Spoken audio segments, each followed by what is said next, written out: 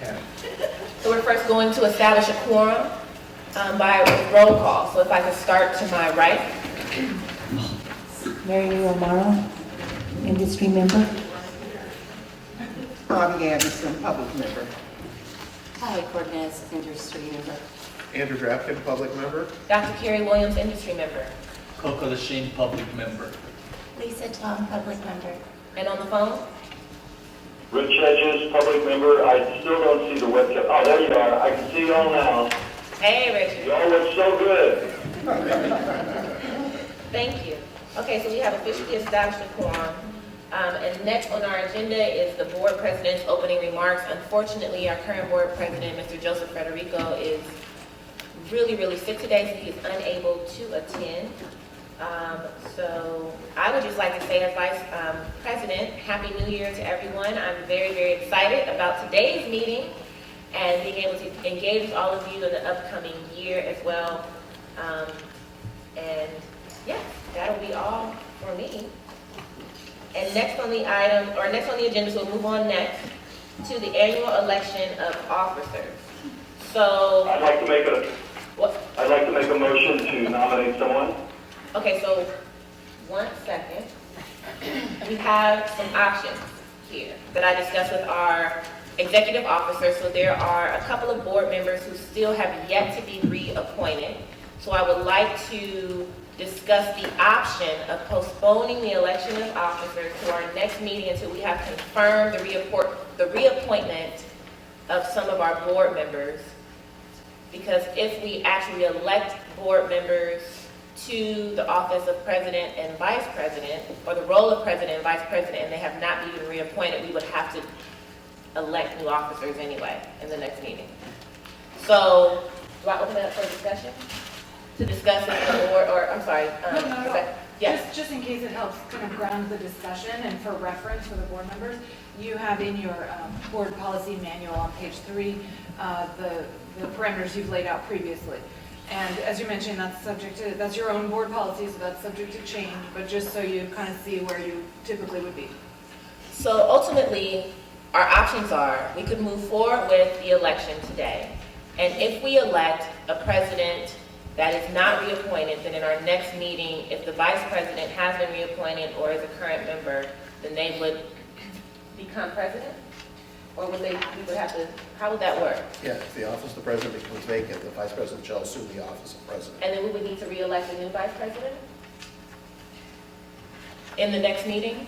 Right. That's if the office of the vice president becomes vacant, meaning which would happen if they assume the office of the president, an election would be held at the next scheduled board meeting. Okay, So in other words, if things happened in a domino fashion, you would hold new elections. understood. So ultimately, we can go through with the election process today, or we can just postpone it till our next board meeting when we have confirmed the reappointment of our members. So we can open it up for discussion to see how the other members feel on the board, if that's something you would like to do, or if you want to proceed with nominations and elections today. Carrie, Yes. I think that we've got the system in place if anything happens that is unexpected.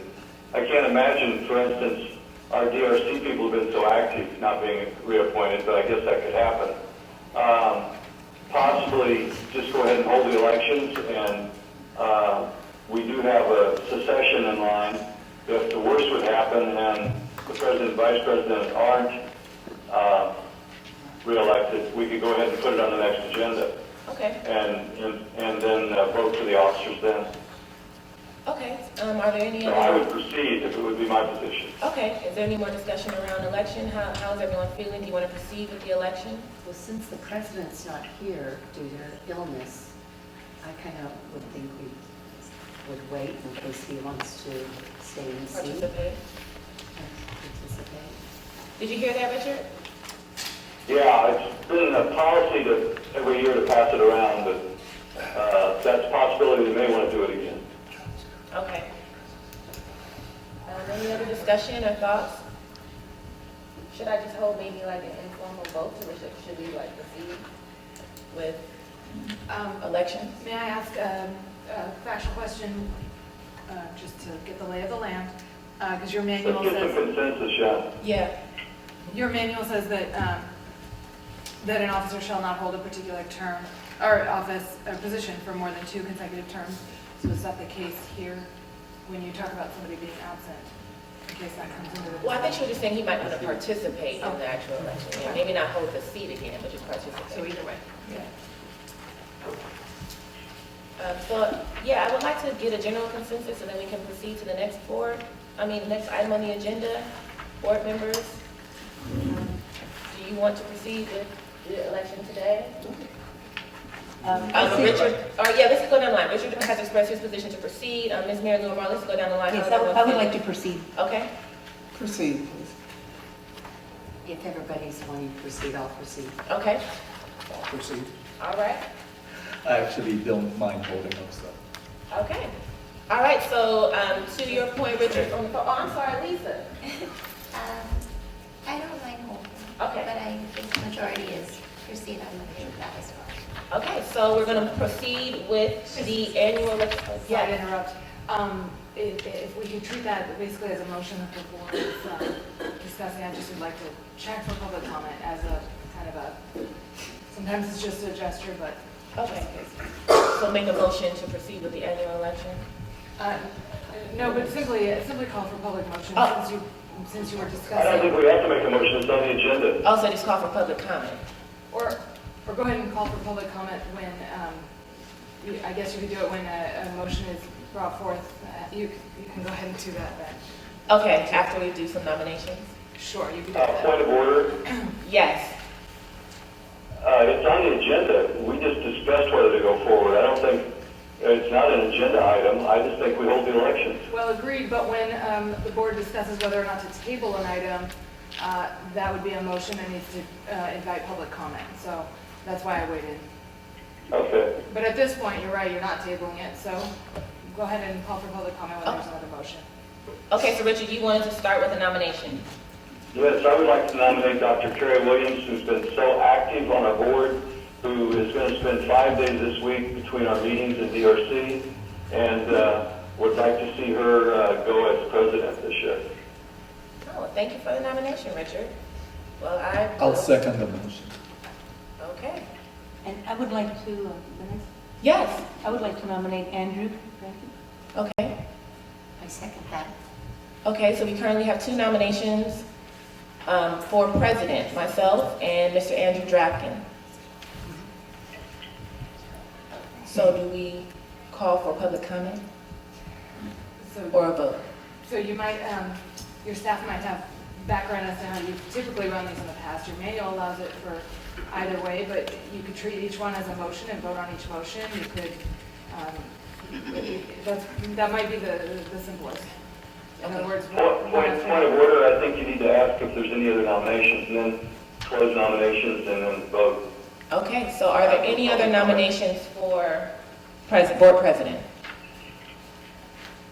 Okay, so seeing no other nominations, then we close the nomination for board president, and now we will call for, Yeah, you could, in other words, I think what Mr. Hedges is referring to is you can simply call for all the votes for this nominee and all the votes for this nominee. Sometimes when there's more room for tie votes and things like that, they'll treat each one as an individual motion. But as he suggested, you could treat it that way and simply call for all the votes for one nominee and then call for all the votes for the other. okay, so we'll do it individually. And then you would also, I think, ask for public comment, right? Yeah.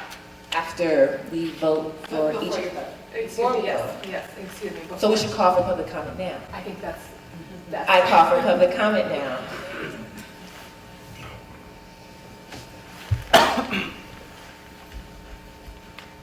Hey Richard, it's Jerry. Jerry Tyler, licensee.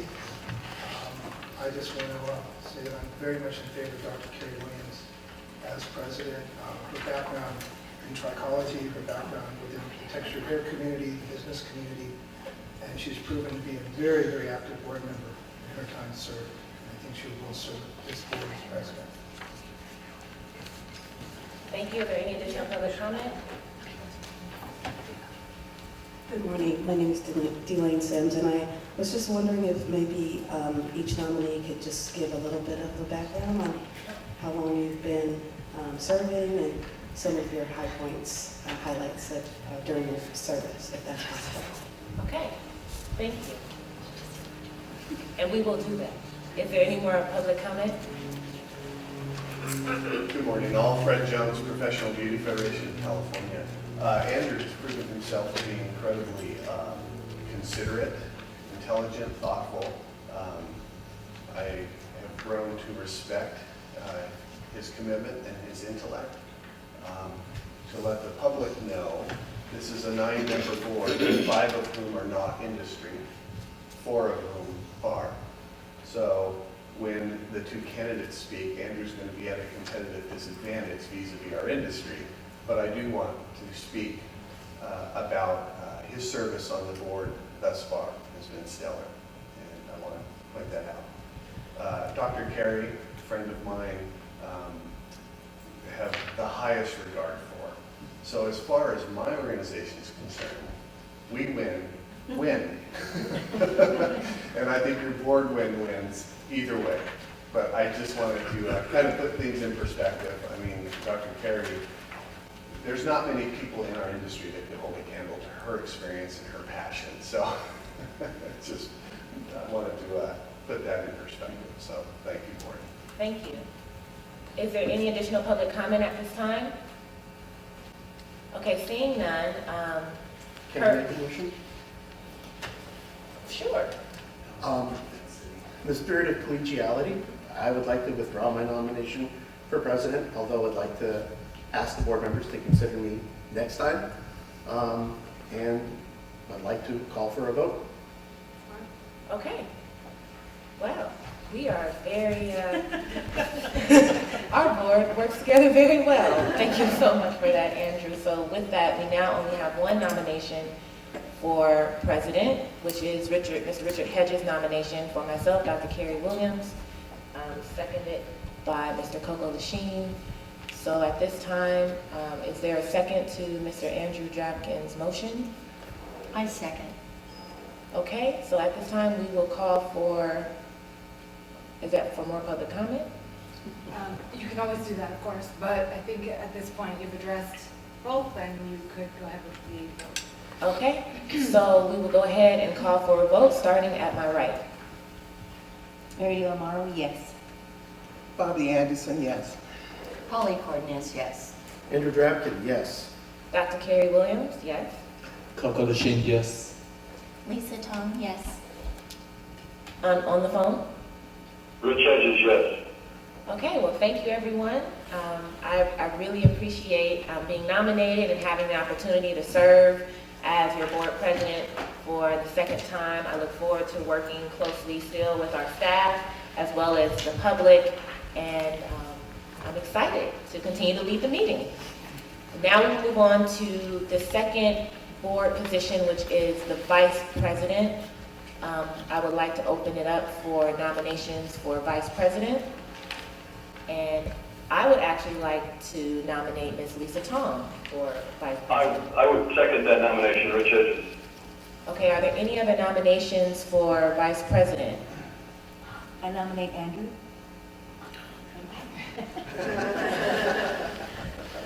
Is there a second? I second. Okay, so we have 2 nominations. Are there any additional nominations for vice president? So seeing none, I will now open it up to public comment. Is there any public comment? Can I just ditto what I said, but substitute Lisa's name for Andrew's? Can I ditto what I said? So seeing no public comment, we have 2 nominations on the floor. Do I need to ask if these 2 individuals accept the nomination? You might want to do that and/or ask if they'd like to make a comment. Yeah, so I might ask Ms. Lisa Tong, do you accept the nomination? Have any additional comment you would like to make?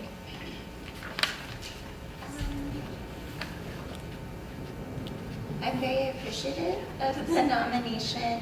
I do think that since I was recently appointed to the board, I do think that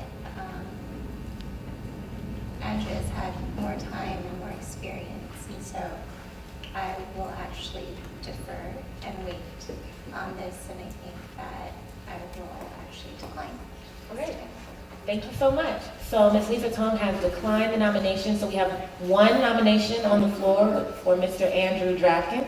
So much collegiality being shown. So Mr. Andrew Drafkin, do you accept the nomination, and do you have any comment that you would like to make? I'll accept the nomination. I appreciate my fellow board members' support and nomination. Hopefully things will go okay. Okay, so we have one nomination on the floor for Vice President, Mr. Andrew Drafkin.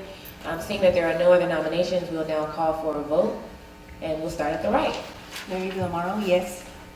Bobby Anderson, yes. Holly Cardenas, yes. Andrew Drafkin, yeah. Dr. Carrie Williams, yes. Coco Lashin, yes. Lisa Tong, yes. Okay, so, Board members on the phone. oh, I'm sorry, on the phone. Rich Hedges, yes. Congratulations to both of you. Okay, thank you so much. Mr. Drafkin, do you have any remarks you would like to give? After Friday's remarks that we heard, I can't follow that. Okay, well, thank you so much. Well, I'm looking forward to serving with you this year, Mr. Andrew. And so now we will move on to our next. Can I make a comment? Yes. Based on Andrews? Just remember, you guys, you can't, under Bagley Keene, you can't be tweeting. Okay. Okay. Thank you, Richard.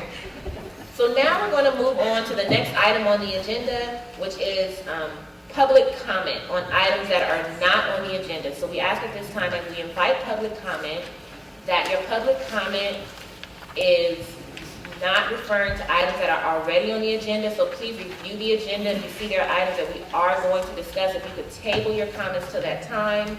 And then I would also like to really emphasize to the public as well as to my fellow board members, that we allow people only to comment and we do not engage or get into discussions or debate about the public comment at this time.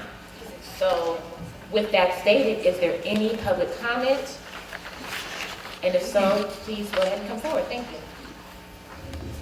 Hi, good morning, California estheticians. My name is Wendy Jacobs. We're a group of about 1,800 people right now, licensed estheticians practicing in the state.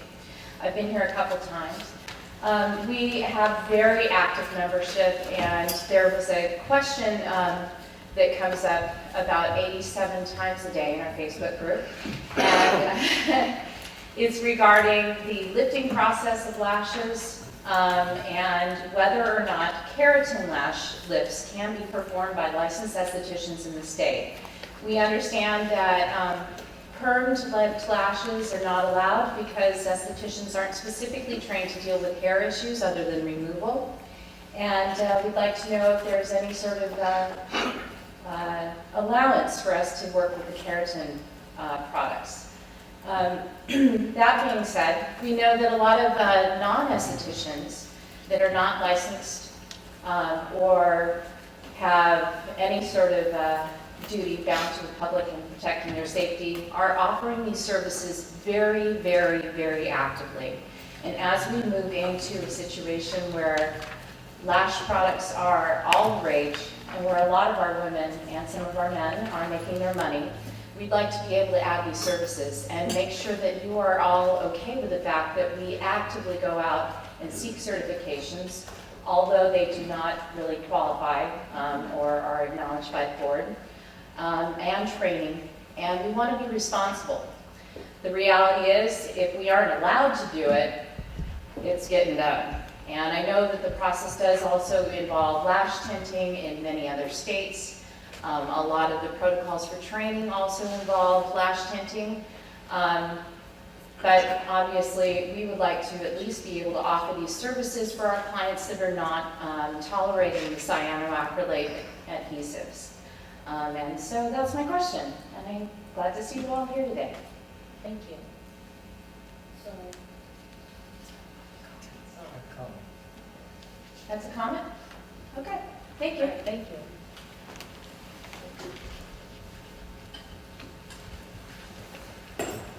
Good morning, my name is Rich Campbell. I am the Director of Education and Product Development for a company called Dermaflash. We have made a exfoliating device which we sell at retail. is inspired by dermal planing. We can understand and know that while in the state of California, dermal planing is something that's prohibited by estheticians, other states it is available. Dermaflash is, in fact, I guess, considered a beauty tool. Doesn't claim to treat or cure any skin ailments. And it is designed to change the look and feel of the skin through means of superficial exfoliation of the stratum corneum. We sell this currently at retail. It's for use at home.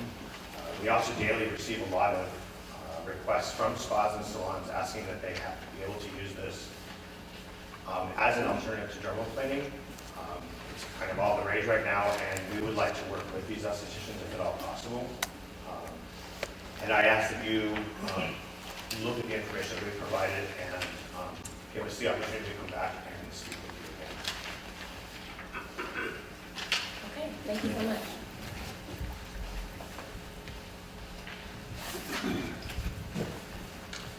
Fred Jones, PBFC.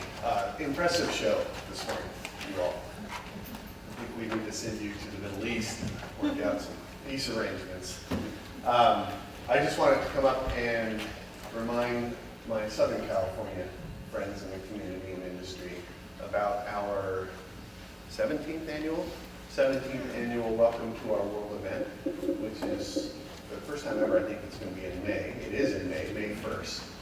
It's a Monday at the state capitol. So I wanted to get that on the minutes and records.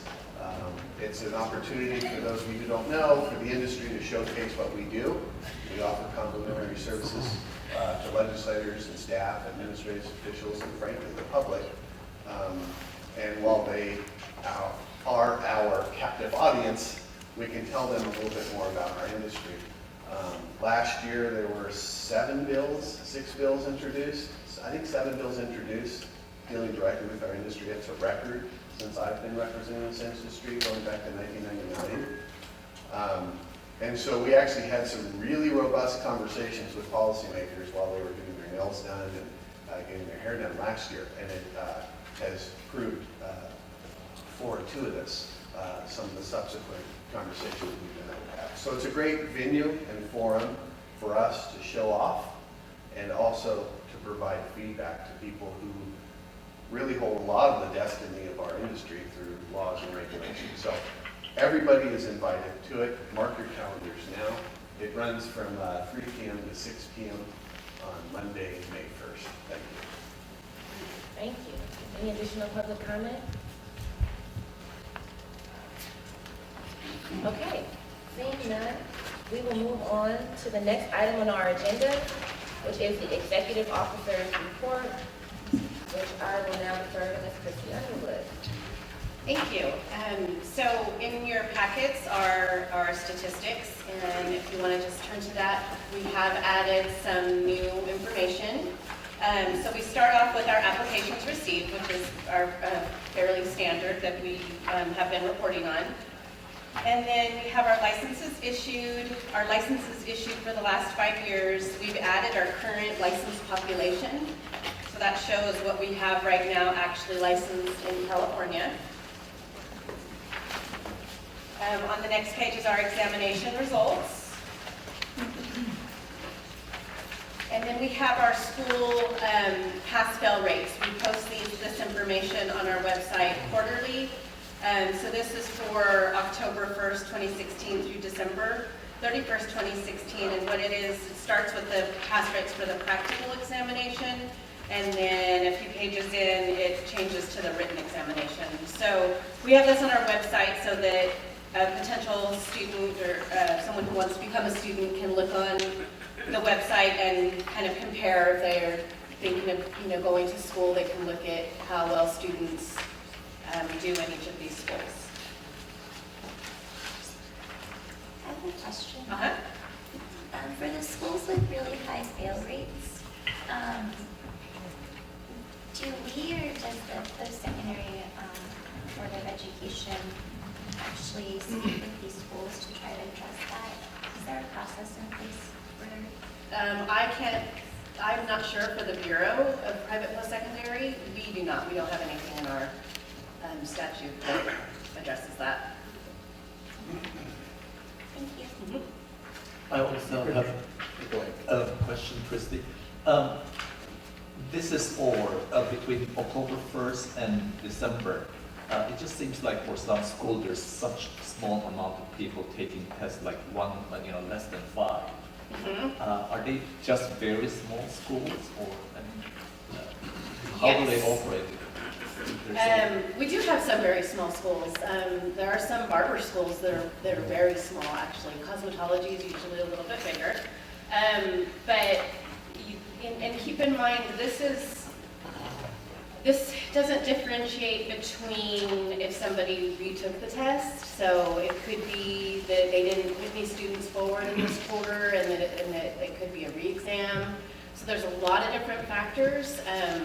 We are most concerned with the very high numbers because we are looking into that because we're concerned how that's possible.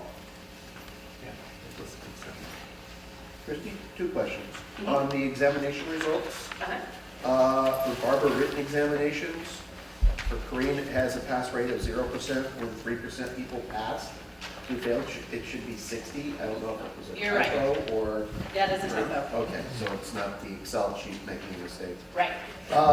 And then the cosmetologist, the Spanish pass rate was 34%.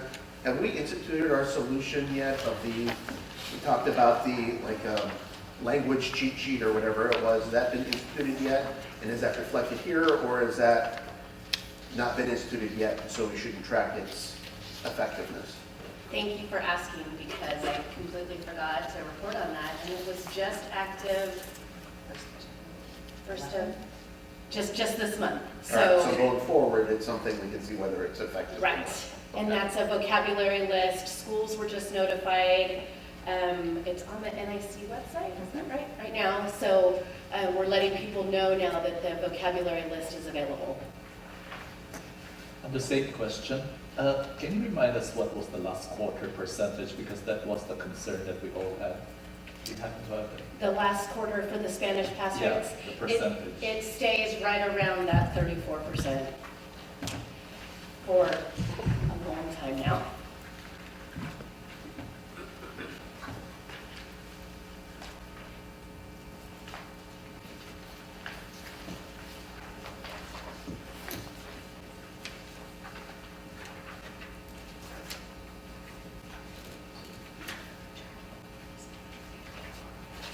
I have a couple of issues if everybody else has expressed theirs. I don't want to speak for the president, but I think the floor is yours, Richard. Is that okay, Carrie? Yeah, go ahead. Okay. Like Andrew, I was concerned about, and continue to be concerned about, how poorly the barber's tests are turning out for all languages. Nobody reached the 60% mark except the Korean.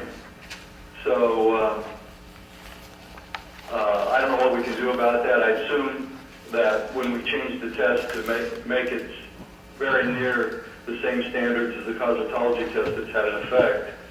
But the cosmetology numbers, except for Spanish and Vietnamese, are quite a bit higher. So the other remark I wanted to make is I'm looking at the numbers of overall licensees, and this is directly to Christy.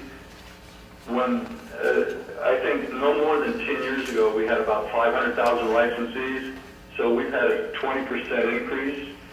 We really need to increase our inspectors. Can we ever get the Department of Consumer Affairs to work with us to get those numbers up? I mean, significantly up. When you add in the amount of traffic that they're dealing with now, the time it gets from salon to salon, and the increased numbers of licensees, we really need to push for that. And we will be. We are actually going to be submitting budget change proposals this April as the deadline, and that'll be one of our items that we'll be submitting. Is there any way I can help with that by writing letters or appearing somewhere, Christy? I'll have to see. The department's very supportive of this, and so has agency been in the past as well. So It's just showing our need and having Department of Finance approve. Yeah, you might want to mention they still have $10 million of our money at the state level. And just a comment on the schools.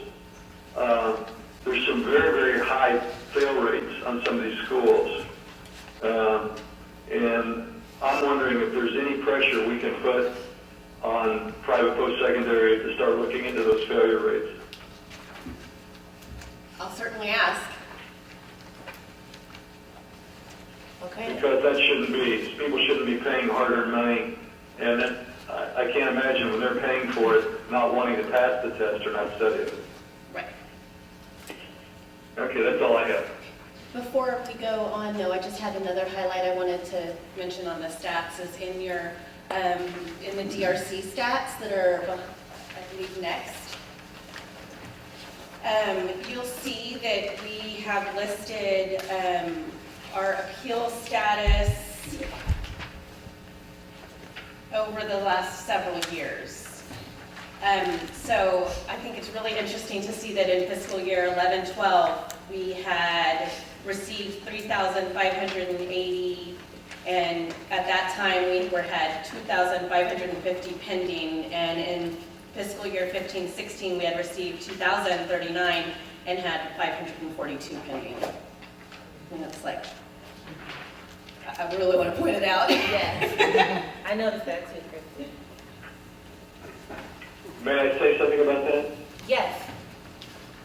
Well, you know, it really has to do with how hard DRC worked. There were months that, and Carrie was involved in that before Lisa got on the board. There were months that we had 4 meetings a month instead of 3, and there were, in order to whack this down, and there were days when Joe and I met and went through several hundred written 12-hour days to try to get this number down. So it was because of the effort of board members that this has been accomplished with the cooperation of our DRC staff who worked so hard to help us. And a big thanks goes to the DRC staff for that. Thank you, Richard. We have some public comment. Yeah, I appreciate the indulgence. I know I'm kind of interrupting the executive officer's report. Fred Jones from Professional Beauty Federation, California. But I couldn't let this go. I mean, we have a problem within some of our schools. We have a lot of schools, and there's this weird situation in which there's another DCA agency in charge of licensing schools, and then after they're done, you approve the schools. But they're ultimately the ones in charge of deciding what happens with some of these trouble schools. And I forget the criminal statistics, but I heard it's something like 5% of the population commits 98% of the crimes, you know, the repeat offenders. I'm sorry to say, I think it's the same function with some of these bad schools. If you look at some of the passage rates, if you look at some of the questionable numbers, if state board staff goes, they see 30 students, but they're churning out hundreds of people taking the exam every year, and they have low passage rates. I mean, you don't have to be a rocket scientist to start connecting dots to selling of hours. And what does that mean? You know, I'm not in the business of defending any of these folks. What I'm in the business of is defending our industry. And our license is what makes us industry. And if our license credibility and integrity is going to be questioned, it's going to be eroded. And I am hearing that neighboring states in particular are starting to question the efficacy of the California State Board license. Because there are schools that are selling hours to students who receive no formal instruction. They're given a packet to try to prepare them for an exam, and if they pass the exam, and again, there's low passage rates, so it's not very effective, but for those that do pass the exam, they're being sent out to our industry with very little training.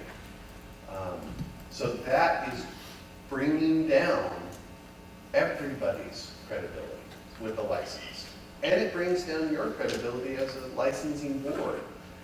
So I hate to be a broken record, but there may be some people in the audience that haven't heard my Johnny One note on this. Our organization supports having one DCA sheriff in town. One organization that can hold the feet to the fire and hold these bad schools responsible for their bad actions. And as long as you've got this two agencies, there are a lot of bad actors that are falling between the cracks. And that hurts the entire industry. So I will continue it on behalf of my organization and on behalf of the wider industry to be stressing to policymakers, because ultimately they're the ones with responsibility. I want my industry colleagues behind me to know I'm not blaming the state board.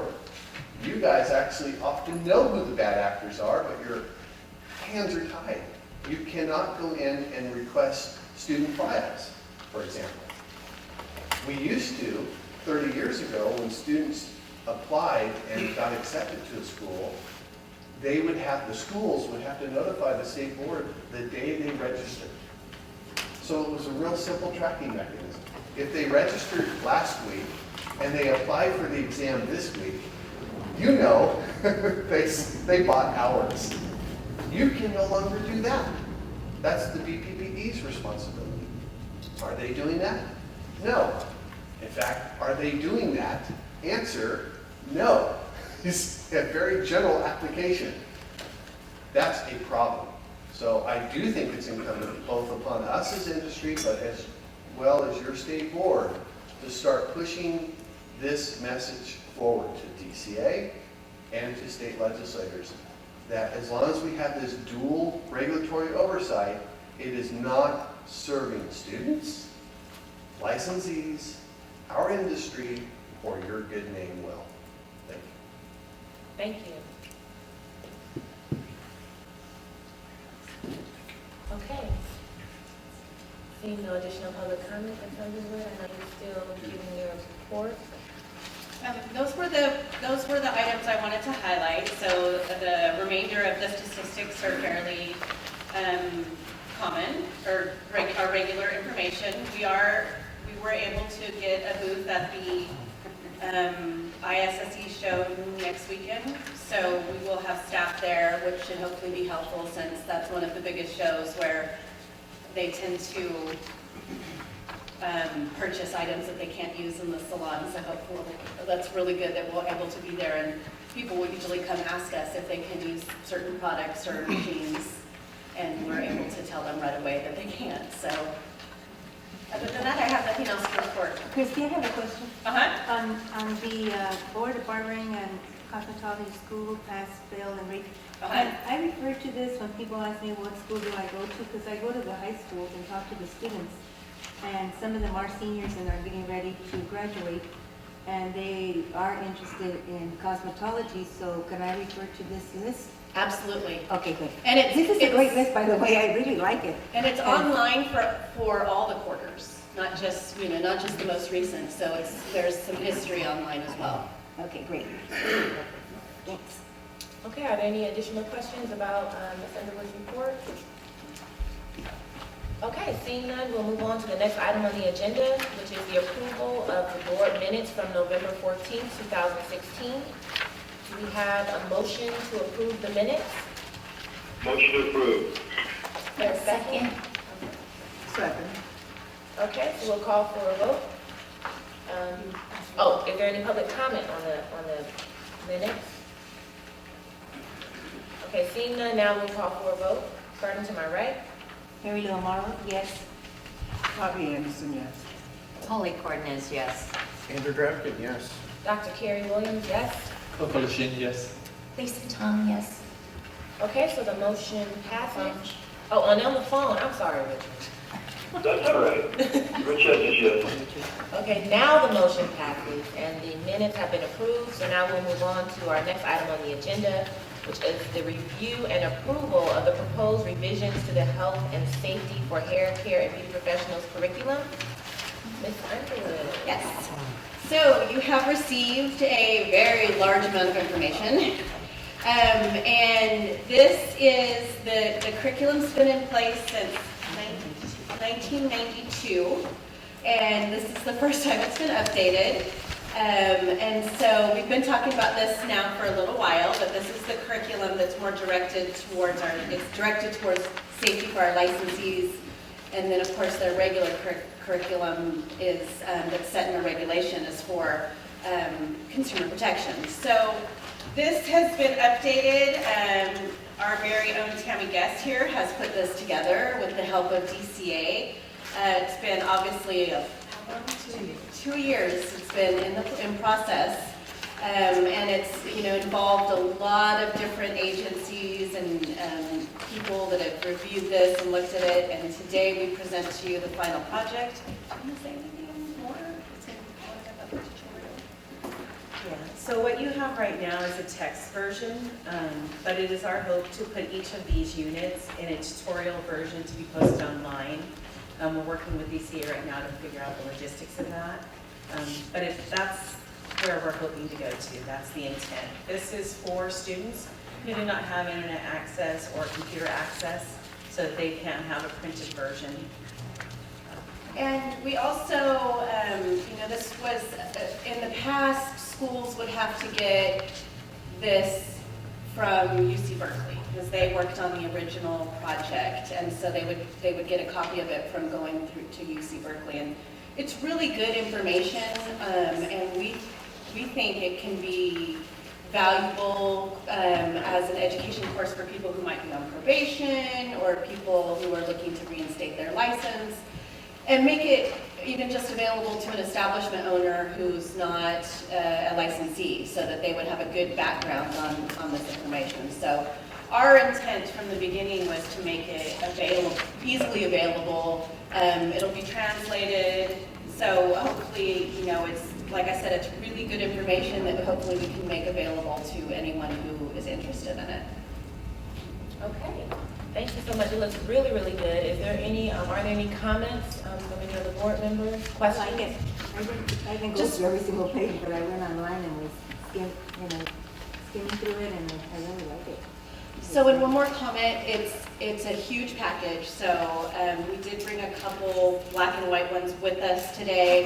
However, just for the public, it is online right now under our meeting materials that you can get it. Again, it's what's online right now is what we have here, so it is just still in draft form until the board approves it, and then once approved, we'll go further with it. But just so you know, in the public, if you really need that color copy, it is available online.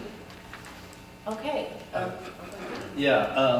like to commend staff on the work that you all have done on this. I am not an industry member, nor have I taken any class, and I started cheating a little bit and reading the instruction one because it has some of the answers there, and I failed miserably. So I understood now why some of the low percentage of the written exam is, because there are some trick answers there for you to choose from.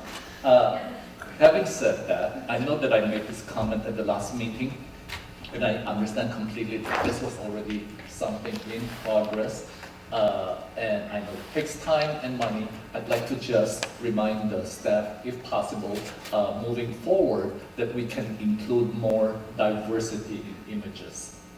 Because some of the images, you hardly see any representation of African American people in this images. There are some, but they're not prominent. And there's also a large Asian men population in the industry. So I know we can only put so many pictures, but let's strive to do that.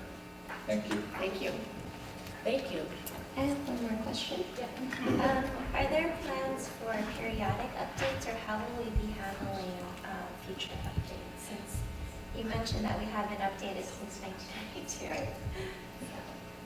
Definitely. We don't want that to happen again. So I think the Health and Safety Advisory Committee could play an important role in making sure that it's kept updated. And especially with that committee, we're forming partnerships with other agencies, Cal OSHA and EDD, and so hopefully that will help us make sure we maintain accurate information as well. What will the process be if there are requests for changes to it? Come to the board. this is. I'd like to make a comment if it's okay. Okay, one second, Richard. It's a board-approved curriculum, so any changes would need to be approved by the board. Okay, Mr. Hedges? Yeah, I've looked through both. I think one of these is on next, but the student exam workbook and also the training courses for health and safety. And I think you said Tammy worked on this, is that Yes. correct? Yes. It's unbelievable amount of detail. It's so well put together. We picked up the workers' rights section, which was required under state law. It's just very comprehensive. And with all the other work Tammy has to do, I can't believe she was able to put this together in the length of time she did. So kudos to Tammy. Thank you, Rich, but I just want to acknowledge some of the other people that helped me work on this because I couldn't have done it all by myself. Allison Lee of our board also was very instrumental in helping me put this together, as well as on the back cover. There were a number of consultants, including Lisa Few, Tina Adewami from the Black Women for Wellness, Catherine Porter, Lori Shopfield, I just mess up her name, from the Department of Public Health. And then LOHP, they were the original, helped with the original publication. There was already such a good basis to start from because of all the work previously done. And then also Catherine Cook and Sharma Swati from the San Francisco Department of Environment. So I want to shout out to them too because they were very helpful in helping edit this publication, as well as members from DCA. And just one more note that I rarely toot our own horn, but I think it's a phenomenal publication. I think it's just, we are we're impressed with ourselves. So I just think it's one of those projects that's been worked on for so long, and to see the final product, and hopefully our DCA publications office will watch our webcast later, but they really went through a lot to help Tammy, get the details looking like they did.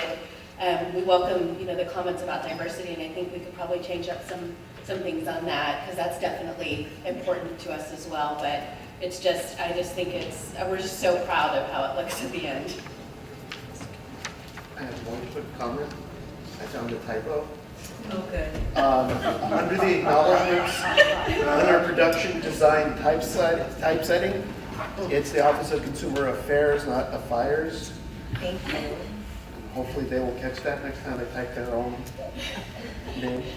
We've been catching typos till the Sorry. very end, and it's like, we can't understand how we can miss things, but when you look at it so many times, we're finally just... I just found the irony was their department. Yes. That they mistyped. Are there any additional questions or comments? As a hairdresser in this industry and been in it for a few years myself, looking back on this training manual and the health and safety, I think is phenomenal. I think it's really, really a great tool for the schools and for myself, having my own salon. I think it is really refreshing to go back through and just refer to this book. I think it's a great tool, and I thank you. Thank you. Any additional comment or questions? So now for public comment. Do we have a motion? Oh, and then before we go to public comment, we do need a motion, and with the motion, if we could include that it allows our executive officer to make non-substantial changes if necessary. Make that motion, Rich Hedges.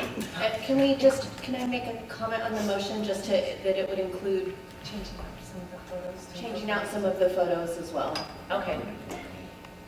So we need a motion that includes those two things. Mr. Richard Hedges, you were beginning to give the I motion. make a motion that we accept the health and safety manual with the ability of the executive officer to make non-substantial changes as well as changes to the pictures. Okay. I second. Oh, I heard Ms. Bonnie Anderson seconded. So now that we have a motion on the floor, we open up for public comment. Delane Sims with Delane's Natural Nail Care. I am thrilled about this publication. At our salon, we actually have a person that we appoint as a health and safety compliance person. And their job is to go over any changes and updates to what is required for us to maintain our standards. And they are to do that on a daily basis. And what we've been doing is to administer tests based on information we've just gathered on our own. And they have to pass the test in order to become that, to get that position. But now, this has given us so much more to work with, and I am just over the moon excited because that means there's less work having to do. And this is just so, it's just easy. It's going to be so much easier for us. So I want to just thank you, Tammy, and thank everyone who had a hand in this wonderful publication. Just a little bit I've seen, as I said, I'm over the moon excited. Thank you. Thank you. Hi, good morning. My name is Lisa Fu. I'm with the California Female Salon Collaborative, and we're proud to be a part of providing some input into the health and safety booklet. And I wanted to second what Coco had said about diversifying the images, and in addition to that, strongly encourage that the handbook, I know given the size, it may take some time to actually have it translated into critical languages, predominantly of your licensees, including Vietnamese, Korean, and Spanish. Thank you. My name is Patty Glover from Citrus College, and I actually do use the 1992 handbook to teach from, and having a new version will not only beneficial for me, so I don't have to explain 1992 terms and why they're smoking, and different things like that to the students. It will give them the opportunity to have a workbook to follow along and to be tested on after they finish the course. Thank you so much for all your hard work. We really appreciate the updates. Thank you. Is there any additional public comment at this time? Okay, seeing no public comment, we'll now move for a vote. And I'll start to my left. Shake things up. Lisa Tom, yes. Coco Lashin, yes. Dr. Carrie Williams, yes. Andrew Drapkin, yes. Holly Cornez, yes. Bobby Anderson, yes. Mary O'Malley, yes. And on the phone. Rich Hedges, yes. Okay, so the motion passes. And we'll move on to our next item on the agenda, which is the update and prioritization of the board's educational tutorial series for licensees, establishment owners, unlicensed individuals, and apprentices. Ms. Christie Underwood. So this is just an update from our last meeting, the education tutorial, our concept of where we see we can take this was presented to the board and approved at the last meeting, and we were asked to prioritize it. So this is just presenting to the board how we would prioritize these tutorial series. Okay, so Oh, and we did add the 2 sections from the board meeting at the last time, which were on DRC and what to expect when you're inspected. Great, are there any comments or questions regarding this agenda item?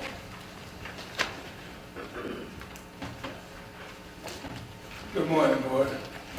I'm Dr. Washington, and I'm with San Bernardino County Adult School, and I also work with Southern California Barber and Apprenticeship Program.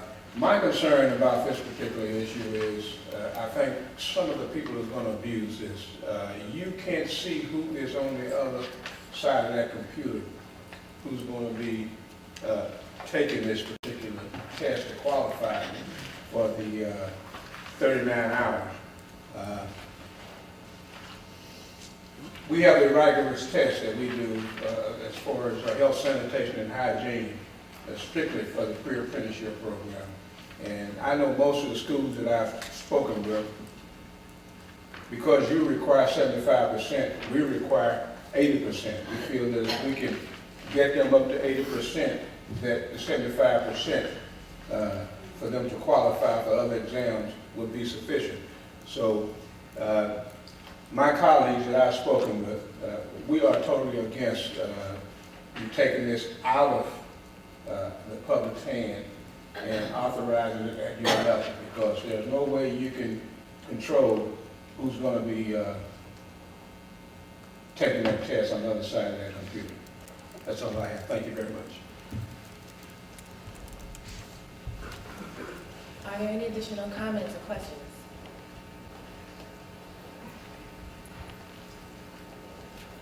Jerry Tyler, I'm a director of the Los Angeles County Apprenticeship Council. We've been people providing the 39-hour pre-apprenticeship training for the last 20 years. He's licensed thousands of apprentices very successfully who are currently working in the industry. And what I need clarification from is that I've understood that the 39-hour pre-apprenticeship program will be under the purview from the board side.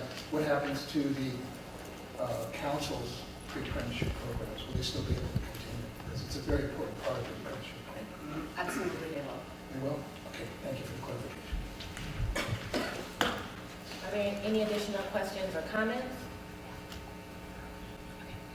Mr. Hedges, do you have any questions or comments? No, I do not. Okay. All right. No, I don't need a motion. We don't need a motion. Okay.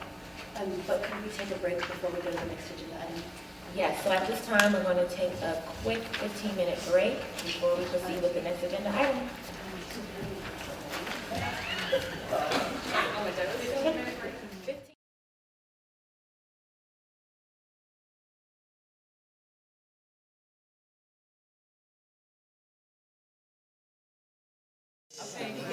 All right, everyone, we would like to get started. So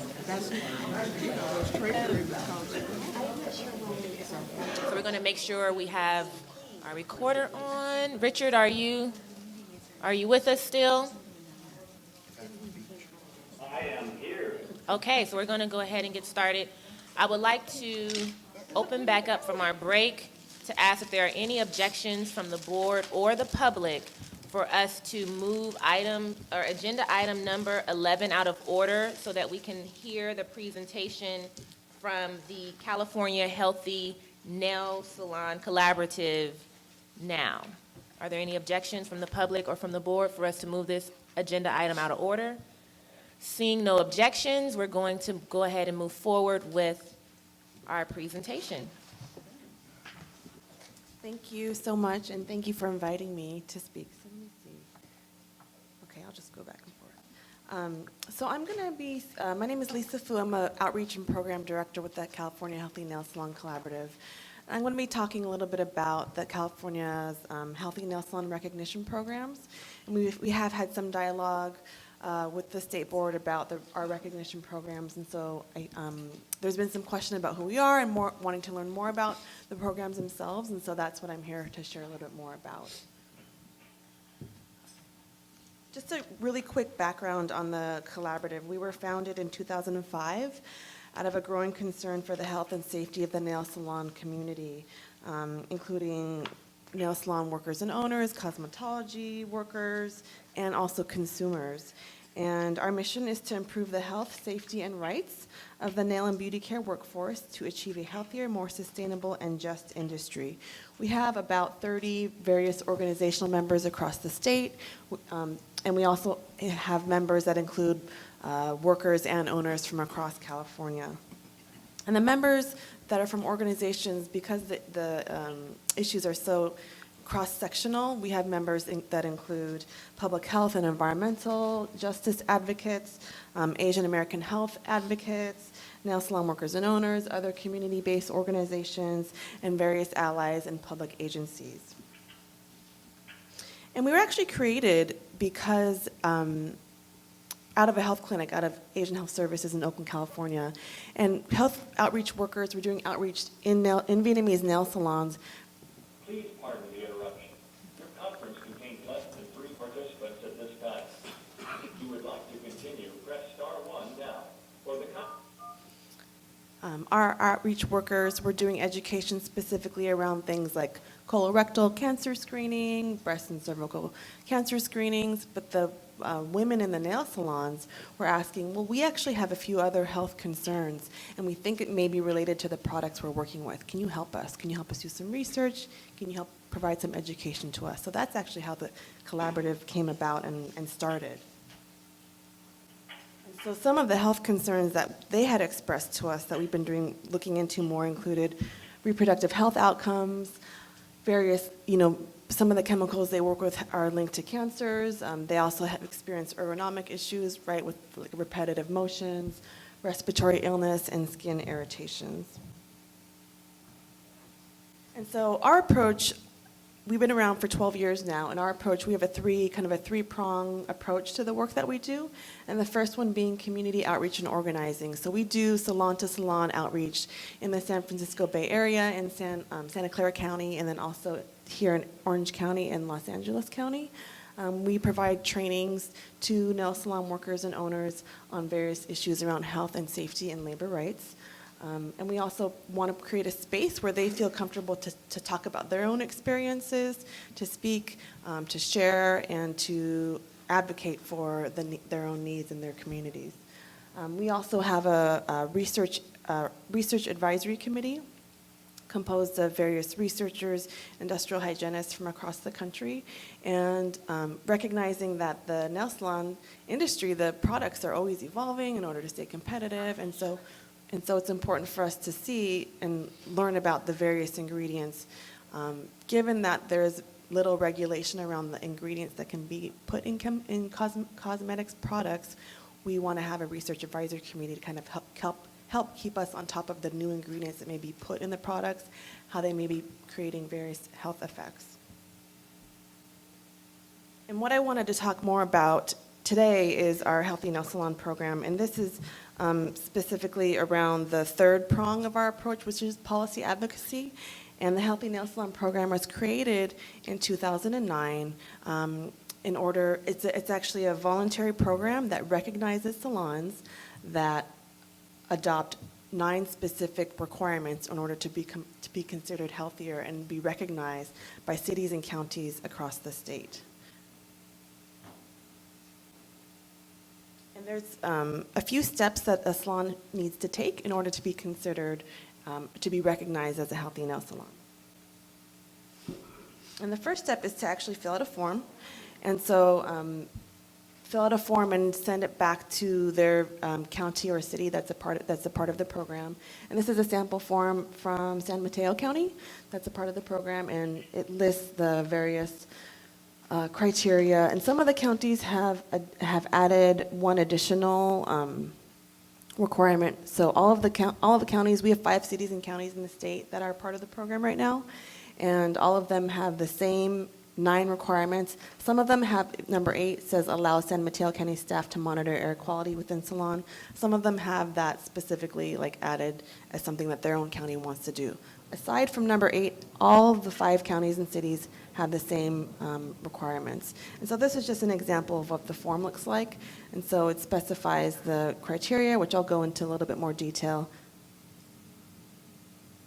Contact information, general business information, and what their salon practices are. It's important for us, given that we've seen statistics of up to 80% of the nail salon industry of licensees being of Vietnamese descent. So it's important for us to make sure that all of our materials are translated, and so all of the applications, all of the information, all of the trainings that we provide are offered in Vietnamese. So here's an example of the Vietnamese form.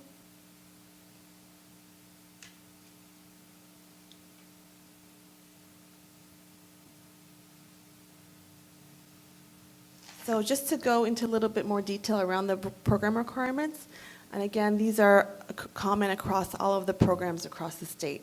The first one is to use nail polishes without the toxic trio of formaldehyde, dibutyl phthalate, and toluene. Second one is to use safer nail polish removers. Third, avoid using nail polish thinners. Fourth, wear nitrile gloves. 5, have better ventilation.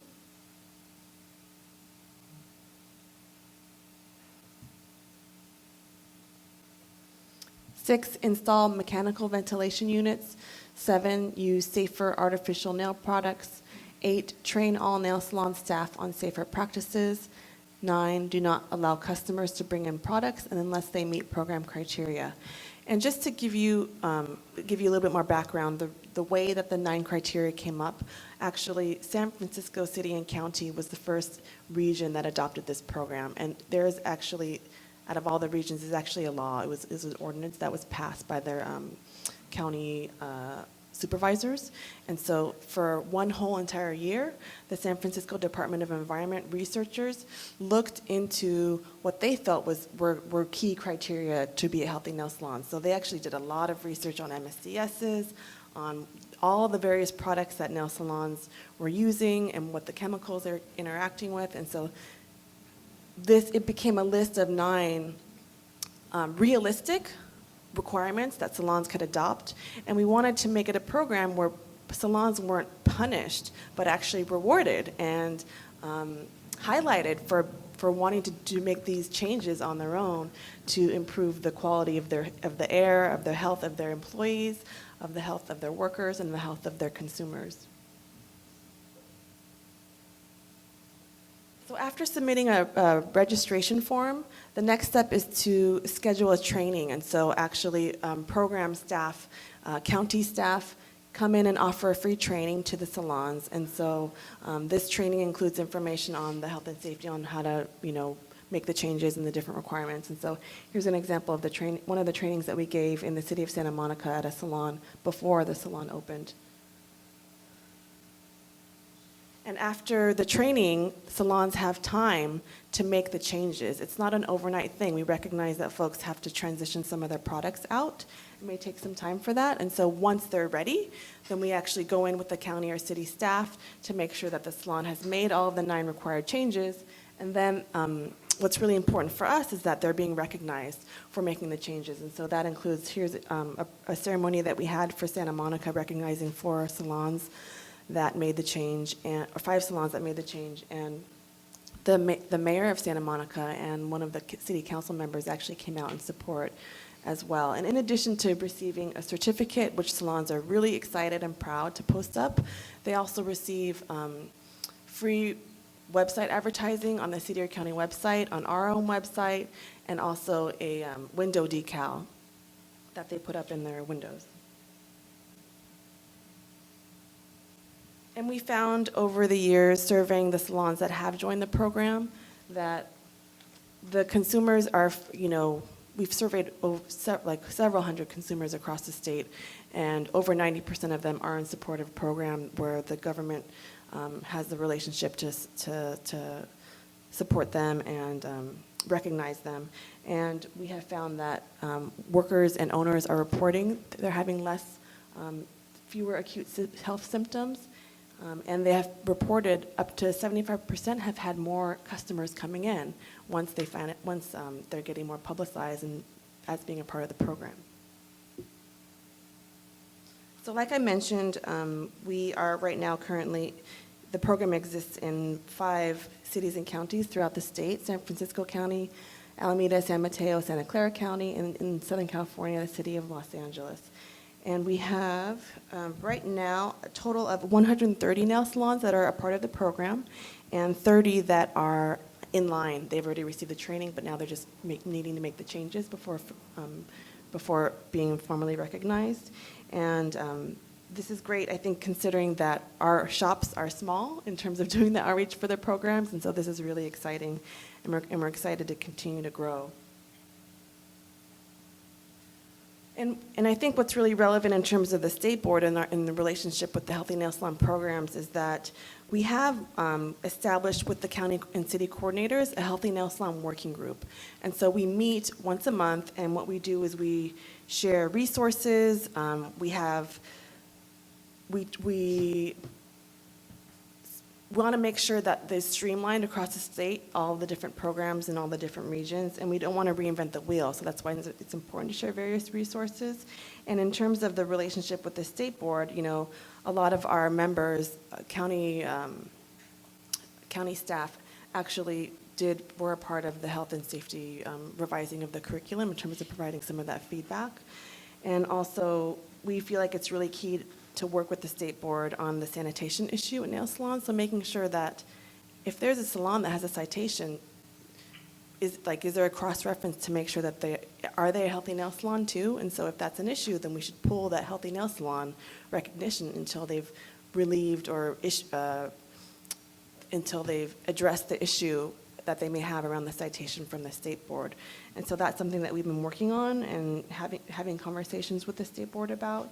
And we feel like it's a serious issue, and we really take that into consideration. So we've had the past couple of calls really taking time to talk about that issue and making sure that we can work in line with the state board on that. Another thing that we're doing right now is AB 2125 was passed the last legislative cycle, and that actually leverages all of this healthy nail salon work and works with the state Department of Toxins and Substance Control to make sure that these programs can be spread across other counties, not just the 5 that we're working with right now. And so it's encouraging a lot of education to the other counties across the state around the importance of establishing a program like this. So moving forward, we're just going to continue our Healthy Nail Salon Working Group, continue to try and expand, and also make sure that the implementation of AB 2125 this year is done well, and it's clear and it's comprehensive. And so this is my contact information. Catherine Porter has been working closely with the state board as well, and she's based out of the Bay Area. And this is our website, and we have more information on as well. Okay, thank you so much. Are there any questions or comments? I have a quick comment. Just to add on to what Lisa already mentioned, is we have been working because of the implementation of the new bill, trying to get a report together on how we can share information with the collaborative on violations of existing salons. So it's been going really good. Marcine's our contact person for that, and luckily we have Breeze to pull data from, and so we're going back and forth kind of trying to get the right format on how we are able to provide that information out. So just so you know that we have been working on that as well, and it hopefully it's going to help them out as well once we get a formal report on exactly what they need and help them understand it, because ours is, we go by violation numbers that we all say every day, so we're trying to clarify that and make it user friendly. Good to know. One quick question. The training that they provide to the salons, is it in all conflict with any of our rules and regulations? I am not familiar exactly with their training, but I think we need to make sure that we're not telling one thing to one person and another, Yeah, I would say no. I would say there is no conflict. We've had the curriculum that has been developed through the various county coordinators. We continue to refine it, and also our county coordinators have provided input on the health and safety manual. And so I think, if anything, they're just really complementary. I just want to make sure an establishment owner, if they're trying to do both, they're not getting like, I got to choose one or the other kind of a thing. So just make sure that it's all good for them. I think, if anything, also maybe our requirements may be a little bit more strict than maybe what the state board may ask. For example, like what very specific types of nail polish remover, for example, we recommend using acetone. I'm fine with that. Yeah. We're worried about if there is some kind of a conflict. Yeah. That I see. Yeah. it shouldn't be. Okay, any additional questions or comments? Okay. I have something. Oh, yes, Richard. Hi. Yes. I'm sorry, I missed the name of the person who's speaking because I'm on the phone and her name came up before I got on the phone. Hi, I'm Lisa Fu. I'm sorry? My name is Lisa. Hi, Lisa. Hi. This is Rich Hedges. From the very beginning of the Healthy Nail Collaborative, I've been supportive. I went to Christie after the first meeting that your organization attended and said we should get in cooperation with you. I haven't agreed with every issue, but I think we've been able to work those out. My major concern over the healthy nail issues with the various counties was the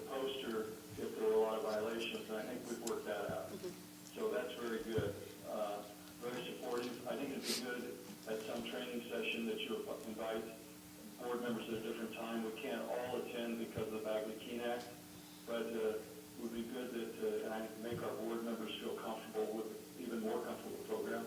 I'm actually comfortable with it right now. And if I can do anything to help, please ask me.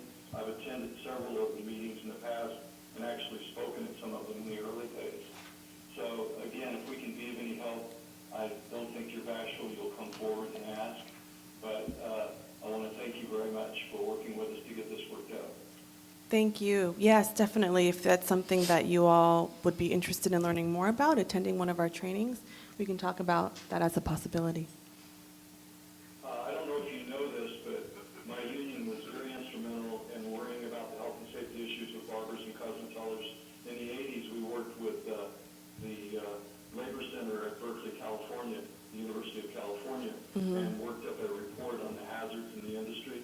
And I made that a report available at the very beginning of the Healthy Nail Collaborative. I don't know whatever was done with it, but it's obviously outdated, but it did have some good basics in it. Yep, I've seen that report. I've seen it. It's definitely outdated, but it's important for us to have as a historical document. One of my other concerns is that and hopefully you'll work with us on this, I saw a salon on television, it was a cable television in San Francisco, who was bragging about using Brazilian blowout, and that it was stating right there on national news that there was no ill health effects from using it. And unfortunately, I could never get the name of the salon or the name of because I got in the middle of the report. But we need to watch for things like that as well. Yes, absolutely. I agree with that. Yeah, we definitely have a lot of concerns about Brazilian blowout. Thank you, Richard. Yes. I actually have another quick question. I Yes. noticed you provided the materials translated into Vietnamese. Yes. Are there any other languages, Spanish, Korean? We have right now it's English and Vietnamese, just because most of the owners in the industry are of Vietnamese descent, and we haven't had any requests for other languages, but if those come up, we definitely want to try and make those available as well. I just have a comment. I just want to say thank you. I know that this is a topic that your organization has been working on for a very long time. The board, we are a consumer affairs board primarily, but I do think that this, in the long term, does have positive effects for our consumers as well, since many of these issues affect the health of the workers, but I'm sure that this will also have a positive effect for consumers in those salons as well. Yes, So- definitely, and we recognize that consumers are a big part of it, and owners are concerned about consumers and wanting to increase business sales, and so we want to kind of see this as a holistic approach as well. And thank you for working together with our board, and so hopefully we will continue that work together in the future. Thank you. Yeah, pardon my ignorance on this, and this may be public knowledge that I'm not familiar with. Is there any disclaimer anywhere? You mentioned something about the decal sticker that salons can put on their window, that having that decal on the window does not necessarily mean that it's an endorsement from the state board of their, Right. whatever that decal represents. Right, it's the decal is a recognition from the city or county that they're a part of, that they're in. So it's not, there's no disclaimer that they're not that the program is not affiliated with the state board. Is that something that you're recommending? I just want to make sure that when consumers see that decal, they're not misled or get the impression that, okay, there's a check mark here, so this is an approved salon or a salon that meets certain standard that may or may not have violations with the state board. And I know you addressed that a few minutes earlier, so I just want to make sure that consumers understand what that decal means. Okay, we actually have a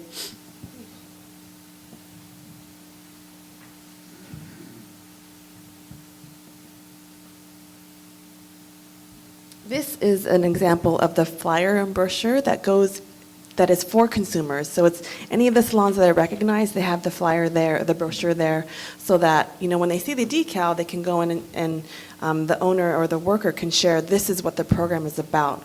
So I think that's something maybe we could add onto the brochure to make sure that, to add something around having no violations with the state board. Okay. Thank you. Any additional questions or comments? Is there any public comment?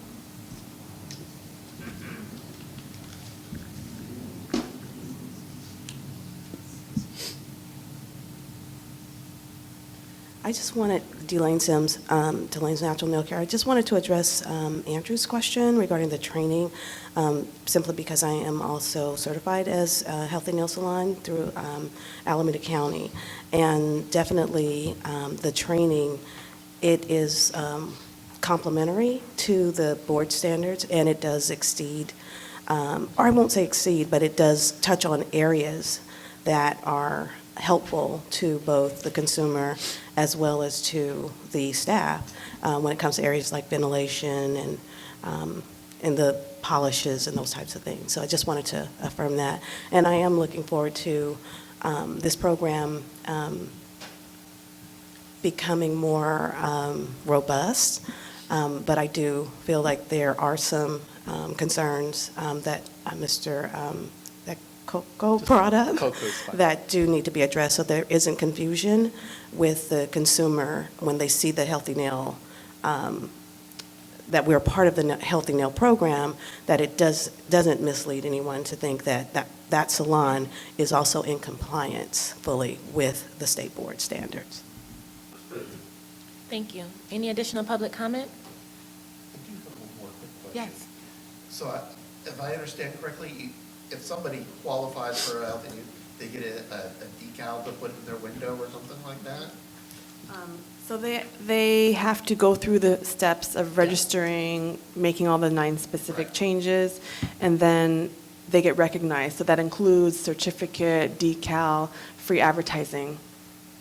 What happens if they then change their ventilation system back to a bad way? Or do you have inspectors, and do you pull the materials and all that? And will you do that possibly, if we do have something in violation with us, would you then, I guess that's part of being discussion, suspend their qualifications, and does that stuff get revoked?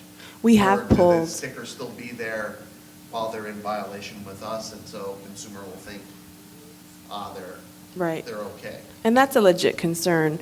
We have pulled the recognition from salons that when we do periodic inspections of the salons to make sure that they're staying in compliance. And we have pulled when we found that they haven't been, and we pulled all of the materials. Physical pulling, it's not just taking them off the website. And so Right. someone walks into their next neighborhood strip mall and still sees the sticker. Okay. Yeah, we don't want to be falsely advertising or supporting a salon that's in violation. So I have a question. So if a consumer is looking for a salon and they go to your website, so there's like a state, how does the consumer find your salon? So we have on our website, if you go to the Collabs website, we have a link to the Healthy Nail Salon programs and also a link to find a salon near you. And so you can click on that and then it links to the various regions. So we have a full list, but then you can also go to each region has on their website. So San Francisco, Alameda County, they all have their own and they also keep their lists up to date. Okay, so and then I also get individual email requests and phone calls all the time.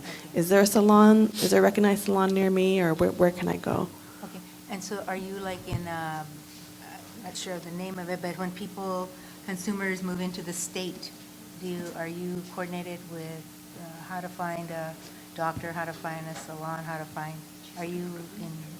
there was a program a while back where people that moved into the state and they wanted to get into it's like a big association where you can find different areas. I'm not familiar with that, but I'll look into it. There was, at least back when, years ago, they used to be, we would be on that list. Of, sometimes Redken had it, sometimes, different companies would have a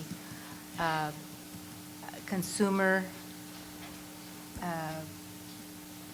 list of salons that they recognize, or cosmetologists, or nail people, And now in this case, it would be nail people, and which I thought was great because, you know, you could be on that list if you were, if they accepted you through the different, like somebody's looking for somebody to color their hair and they're afraid to go just to any salon, then they would go through this. But it would be it was a welcoming consumer registry. Okay, That great. they would welcome you into the city or the state, and they would give you the list of the Okay. people that they would recommend. That sounds great. I will definitely look into that. Yeah. I wanted to echo what Andrew just said because that was sort of the motive for my question about the decal also.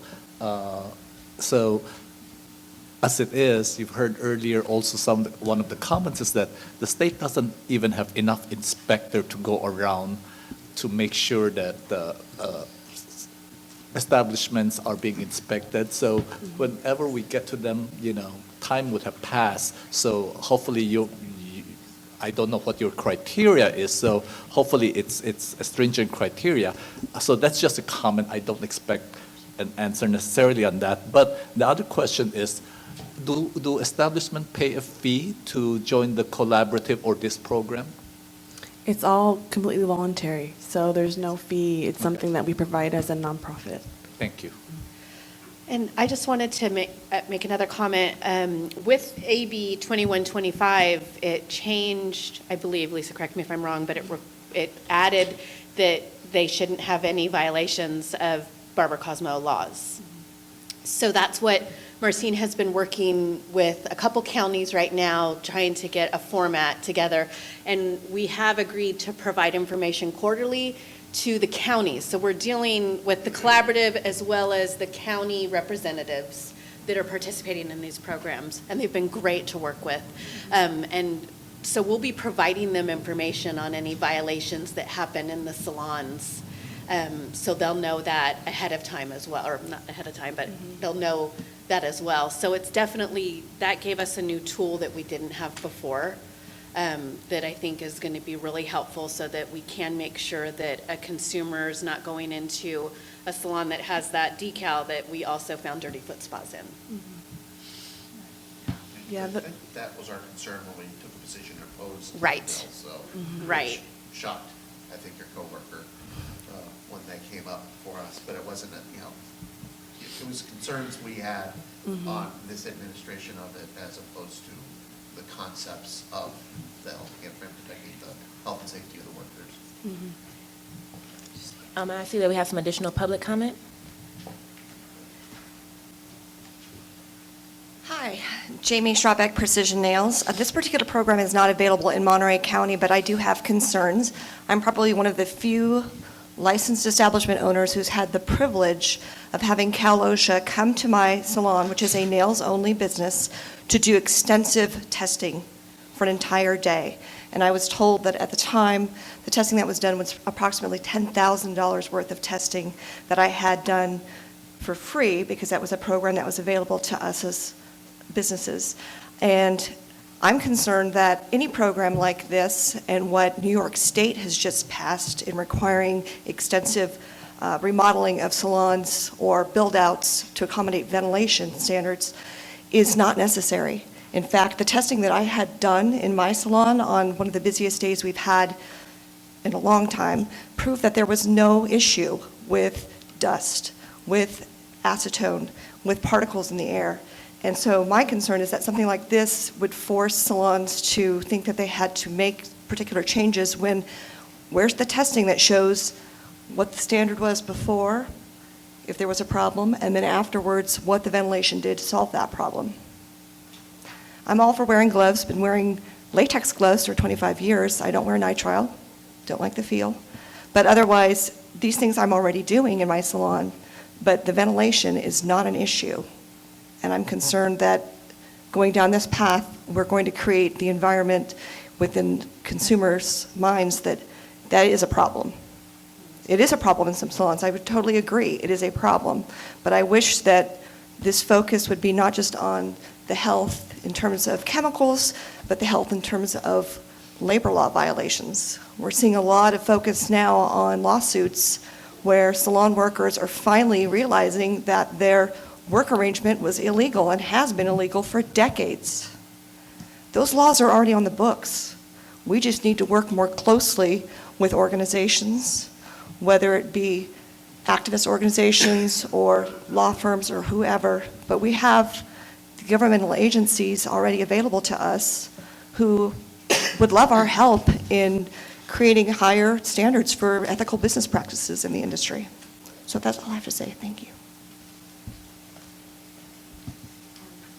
Thank you for that, and I understand your concern, and like you said, some salons do have ventilation issues, and we actually got a grant from EPA to test the effectiveness of the air quality of salons that have joined the program in San Francisco. And so I don't know the number exactly, this was done a few years ago, but we tested air quality before joining the program and after joining the program, and there was improvement in the air quality of this overall of the salons that had participated in the study. And then also to address your question about the labor laws, actually in San Francisco, they want to pilot the health and safety, the Healthy Nail Salon Recognition Program to include an aspect around labor laws. And so that's something we're really excited around piloting to see how it goes, and if it's something that we feel like works well. In San Francisco, we're working with the Department of Labor in San Francisco. We're working with Department of Environment, who implements the Healthy Nail Salon program there. And if it all goes well, then that's something we can implement through all the programs in the rest of the state. Are there any additional questions or comments? Okay. Well, seeing none, we thank you so much for coming before our board with this wonderful presentation. Thank you. Okay, at this time, we'll move on to the next item on the agenda, which would be agenda item number 9, regarding proposed regulation updates, and there will be some possible action, so I'm going to defer to Christy. Okay, you can see you have a long list in front of you. So I want to start just by saying, other than our first package here, which is our poster, all of this information is very new. So keep in mind that when it's new, you're going to see it many more times. And this is actually, we put together to get input on. So it's to start the discussion, because we feel these regulations need to happen. Some of them are to implement new legislation, but don't be shy that this is the first time we're seeing this, so we expect lots of changes to come out of this discussion today. So getting started, we had a 15-day comment period for our health and safety poster, and we didn't receive any comments. So we are looking for a motion on this to adopt the regulatory language and that has been added to the rulemaking file from the changes that we had at the last meeting. And then we're also hoping that the board will delegate to the executive officer, myself, any authority to make any technical or non-substantive changes that may be required to complete the final rulemaking file. I make a motion for approval of the health and safety poster with the caveat that the executive officer can make technical or non-substantive changes to the poster based on comments from the other agencies. Okay. I'll second. So we do have a question. Just ask a question. The technical changes, does that include font and font size? Actually, your question goes to an issue I was going to bring up for the board to consider. The changes to the language talk about font and layout, and one thing that was noticed recently was that it doesn't necessarily create the exact poster you have here by following the language that's in the regulation. So in other words, if you follow what's laid out here about putting items in 14-point font and 36-point boldface type, and some of that you'll notice is previously existing reg language. But if you follow those items, it doesn't necessarily result in something that looks exactly like this. Because if you follow the reg language, it doesn't say horizontal and this type of font and things like that. So just something for the board to consider whether if what you've worked so hard to develop, this right here, is exactly what you want your salons to be using, then that's something where you can incorporate it by reference into the reg, so that it's more explicit to go get this off your website.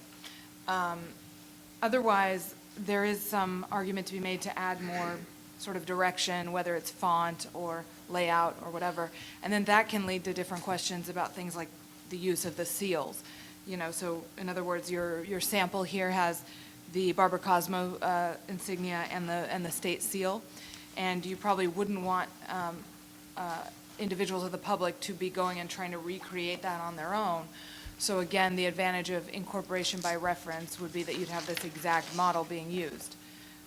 So that's one angle, and it would be relatively a simple change. It would be a very similar motion to the one made today, but it would be to modify the text to reflect an incorporation by reference, and then it would involve a 15-day comment period. And you could today even say that you delegate the authority to adopt that language, assuming there are no adverse comments. So that's a simple process if you go that route, or like I said, you can discuss about whether or not that's a concern of yours at all. Just something to point out in terms of the language connecting to what you've created here. So can I just clarify, if the board wants the poster This one here. to look right, yeah. exactly like this, Yeah. we should reference it. I think that'd be the simplest. Okay. And again, that would also entail simply a title and a date, so that when it's referenced in the reg, you know that it's referring to this exact document. Much like with your disciplinary guidelines, it's the same principle. It refers to your guidelines. That's a whole document that contains one set of things. Okay. Would the maker of the motion entertain an amendment to clarify and add that language? Of course. So what is the motion? Can we clarify the motion? Clarify this language from Rebecca. So I think the motion would be, or that I would recommend, maybe, that with what Mr. Hedges already mentioned, but that we incorporate, if before I say that, can I ask the board, before we do that, if this is exactly how they feel the notice should look? I'm fine. I'm fine with it. I have a comment on this. It's just my fine arts background and stuff like that. I have no objection to language.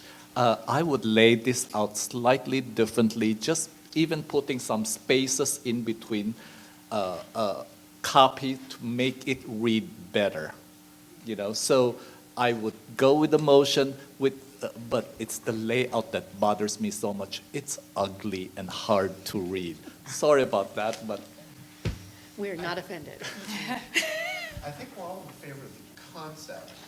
I think the question is like I say, aesthetics. And is there a way to, that's why I was wondering if these technical, non-substantive changes. Yeah, include giving fonts the- and.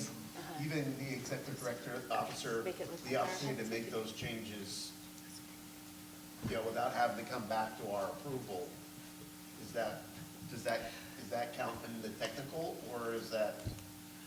I think given the level of interest in how this actually looks, I think that would probably not be something you could delegate away. I think it looks like you'd want to have that feedback, and your agree. staff would want to have it from you. So I think the issues become consistency. In other words, is this, just like your EO just asked you, is this exactly how you want, or maybe not this, but in other words, do you want what the result to be to look like one thing, as opposed to members of the public making it look however they want? Because I think you want the uniformity when you walk into salons and such. Then the second question might be aesthetics, and that's something where maybe your staff can get additional input to make it look however you'd like it to result. And then the third component would be the regulatory component, which is to actually incorporate it into the language more clearly. So.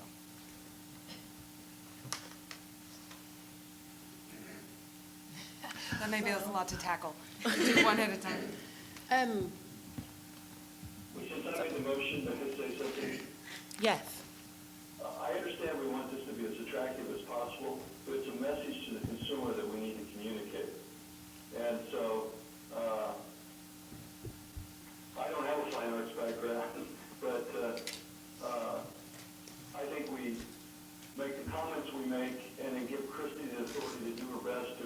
those rather than wordsmithing it forever.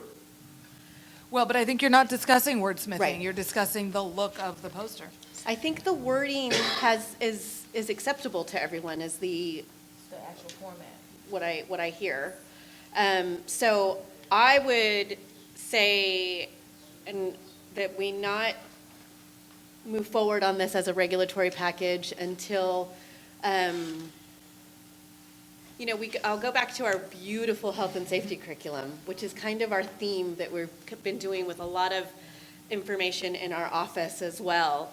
And we can take this to the DCA office who put the touches on that and see if they could kind of make it look in line with everything else that we're doing and bring that back to the board for final approval.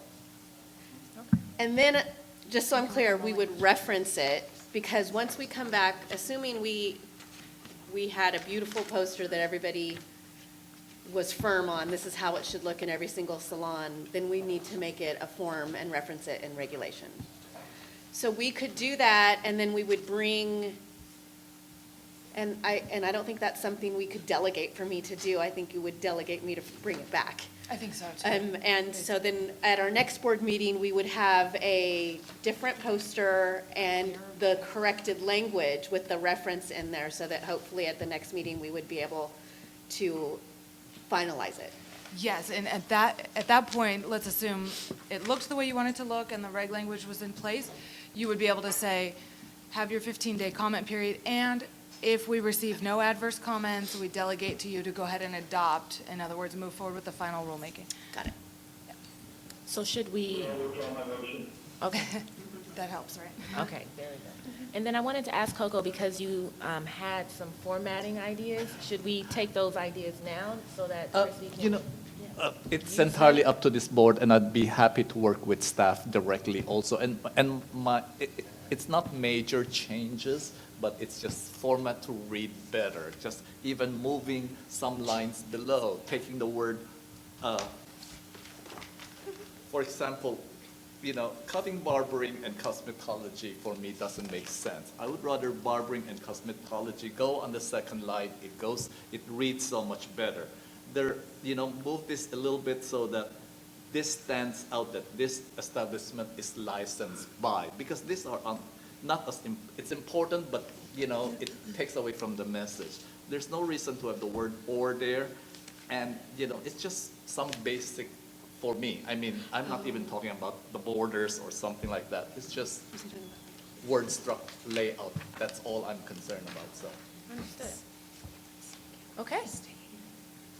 So, do we have any additional comments or questions? Public comment? Yes.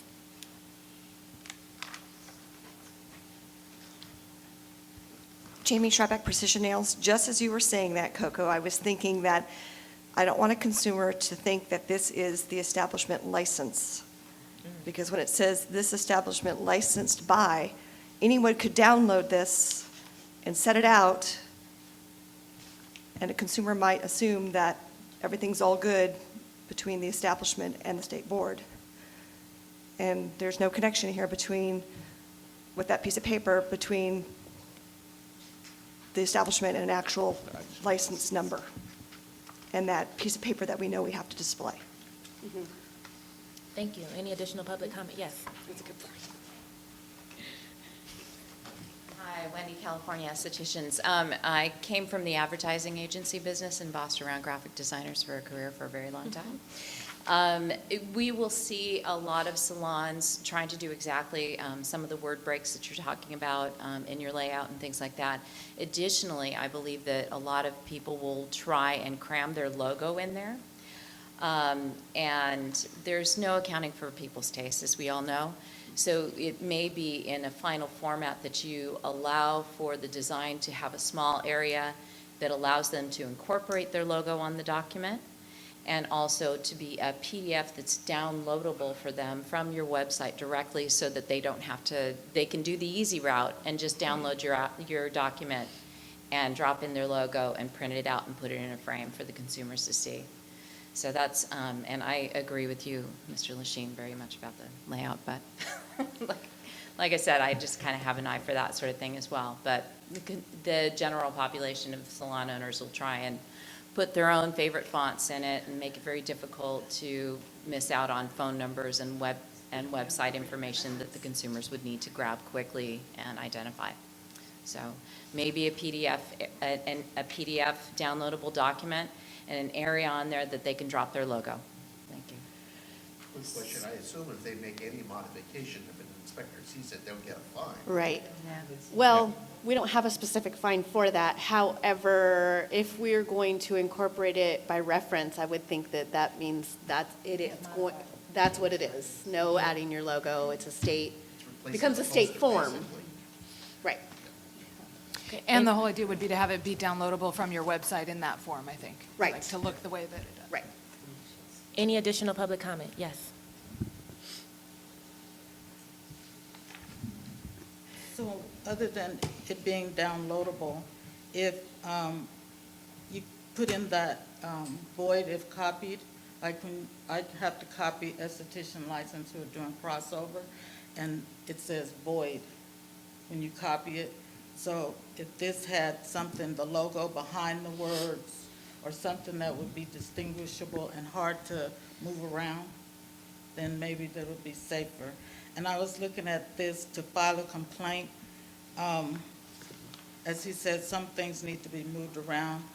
I think that the laws and regulations should be there, and to file a complaint should take the place of where the laws and regulations are. And one of the Barber and Cosmetology.ca.gov could go away. Thank you. Thank you. Any additional? Yes, Mr. Hedges. Christie, I'm assuming that anybody with a $70 nuance program can convert this to Word.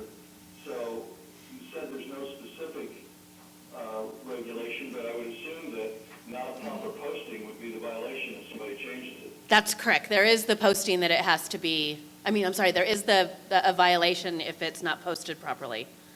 We could certainly look down the road. I would assume, hopefully you'll validate this, that someone who makes a change to this poster by putting their logo or anything else on it would have a citation for that.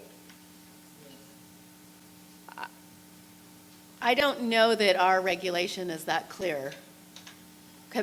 We've certainly never had it with our current health and safety. Well, no, I don't know about adding the logo because I've never seen that done, but we will have. People for shrinking it down and doing other issues that change the current poster. Right, because we have specific font size. So, and if we reference it if we incorporate it by reference in the regulation, then it is what it is. So then but I would have to look at the language for our actual violation. We might need to update that. I'm not sure at this time. Yeah, that would be, if we need to, that would be a good idea. Right. Because I take these comments seriously that people have made, where someone tries to decorate it with their own specific ideas. And I would actually say that as many times as we've looked at this, Jamie brought up a great point that we don't want this to be confused with a license, so. Exactly. All right, thank you. Are there any additional questions or comments? So are we tabling? Rebecca, do you think we need a motion? Well, I know he withdrew We're not his, taking right? any action. We're going to bring it back at the next meeting. Yeah, and as long as your staff is clear on that action, you're fine. Yep. Okay, so. Yeah, we're going to go into the next regulation.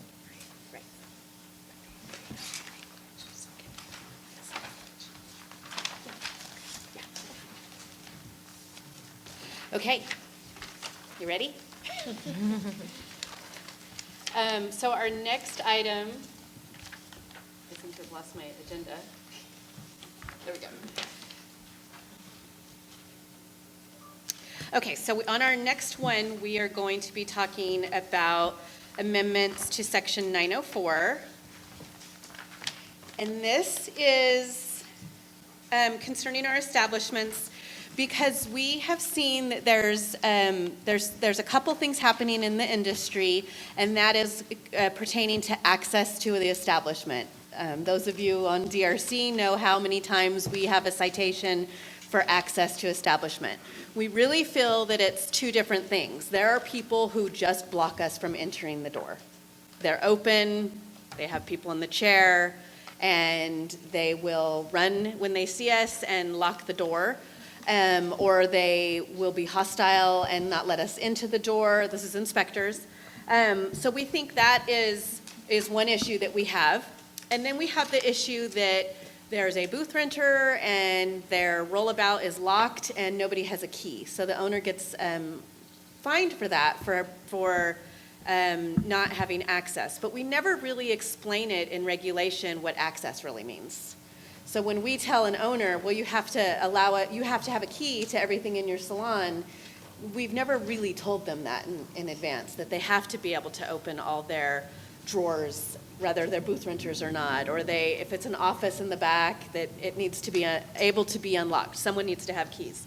So we're proposing that we add a definition of access, that it means the ability of the executive officer and authorized representative of the board to inspect all areas within the establishment, including but not limited to all rooms, drawers, cabinets, rollabouts, and closets.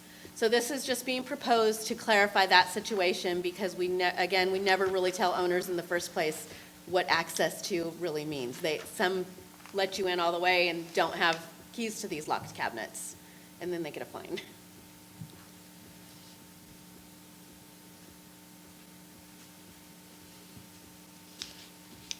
Okay, are there any questions or comments? Quick question. Is access here, I guess I'm worried about, because sometimes access is used in ADA language. This would be defined as just as what it is, and it's not going to be applicable to, say, if we had a wheelchair-bound inspector, they might not be able to get into a closet because it's too narrow for their chair. Would they come back and get us because it's not ADA accessible?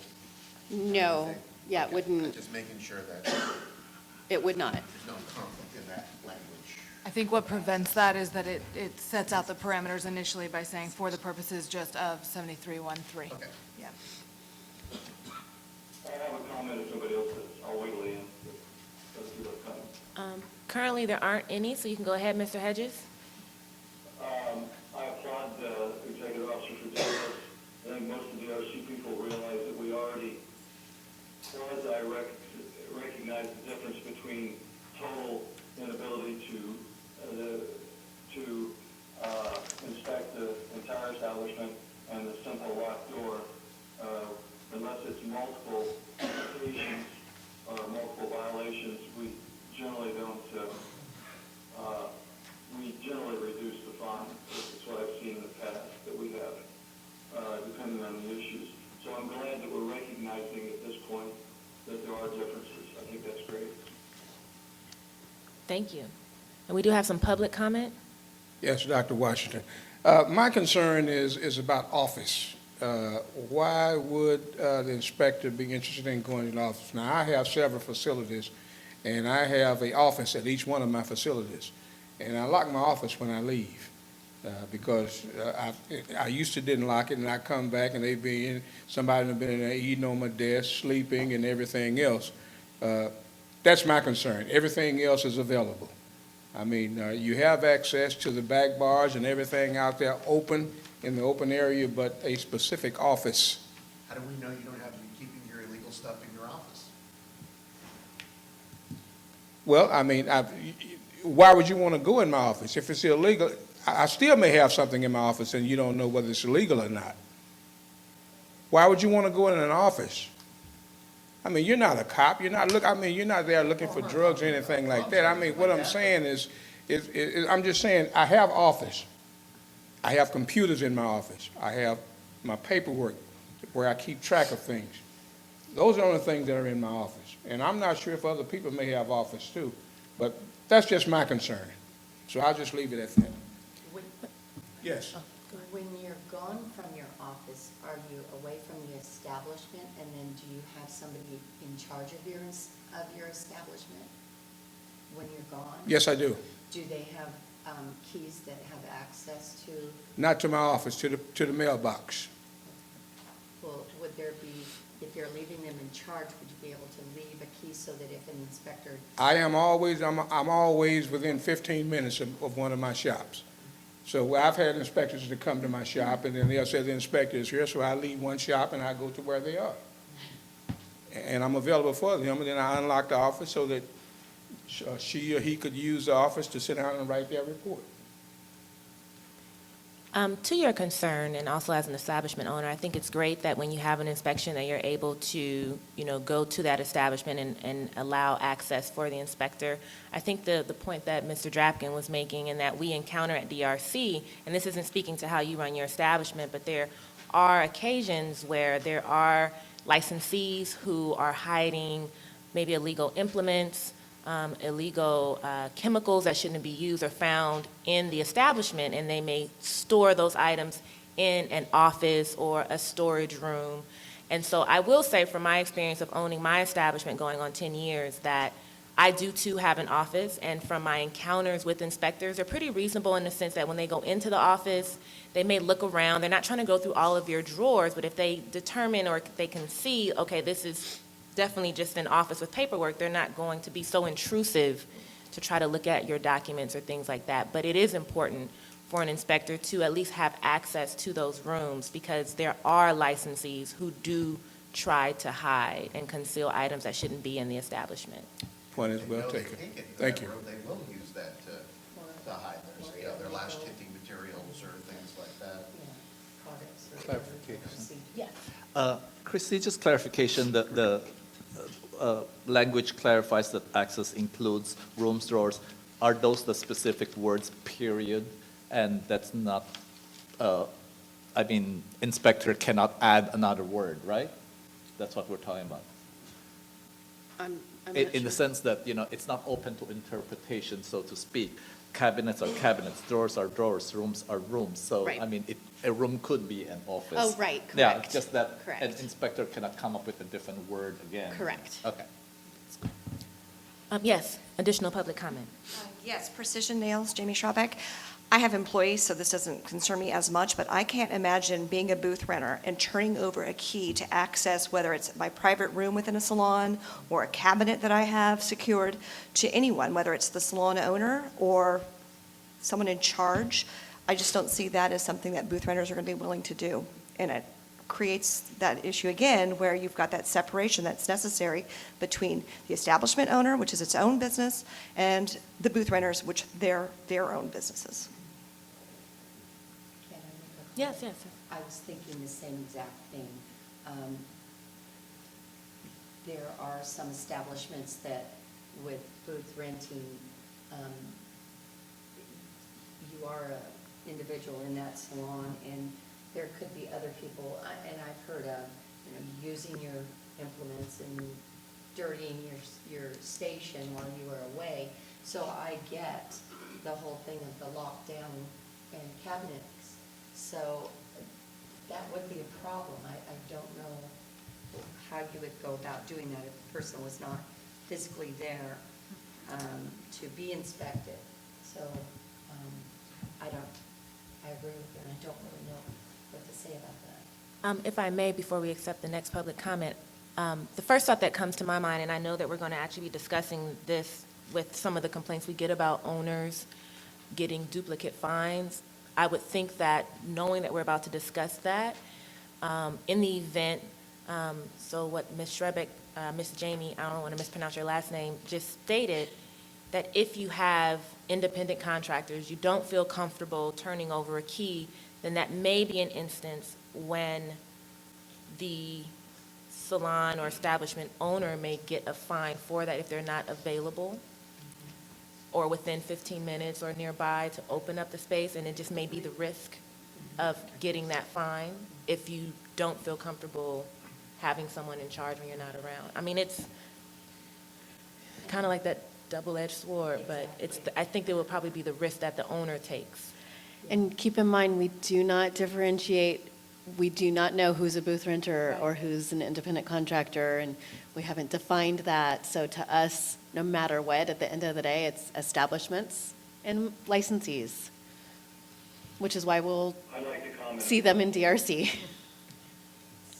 Yes, go ahead, Richard. I just want to keep everybody's eyes on the fact that this is a consumer board for protection of the consumer, and we can't allow people to use the independent contractor idea to allow them to lock things away that they can't use, lidocaine, needles, guido blades, things that harm the public, because they're saying they're an independent contractor. Our job is to make sure that those things aren't in the salon. And the only way we can do that is to have access to everything in the salon. Thank you. We do have some public comment. Mr. Tyler? Jerry Tyler. There are solutions to this problem or this challenge. The thing is that the way the board has traditionally, as Christy eloquently said it, is that it's very out of step with the real reality of the landscape of our industry as it is now. And that is that 75 to 90% of the salons, establishments in the state of California are independent contractor booth rental. And as of 2014, per the Green Book, which is the industry indicator, that 1 out of every 2 licensees in the U.S. is now no longer traditionally employed. They are self-employed. So game changed. Now, some states, and I've found that the bigger states have a little more challenge because it's a bigger wheel to turn. You know, we got, what, 500,000 licensees or more. That states are dealing with this and recognizing the difference between salons that traditionally employ their stylists, where you have the traditional owner, you know, having the control over the employee and therefore being responsible for their actions or inactions or bad stuff. But that's out of step with the reality that most salons in California don't operate under that principle. And the easy fix is to recognize salons as they employ or do not employ their stylists. In the state of Texas, where my nephew went from being an employee to being an independent, he had to get an independent contractor license. And that establishment that rents the space is then registered as an independent contractor. So when the inspector goes in, they know that the owner has specific responsibilities like common area, but when it comes down to the individual stations or rooms, then that becomes an individual establishment.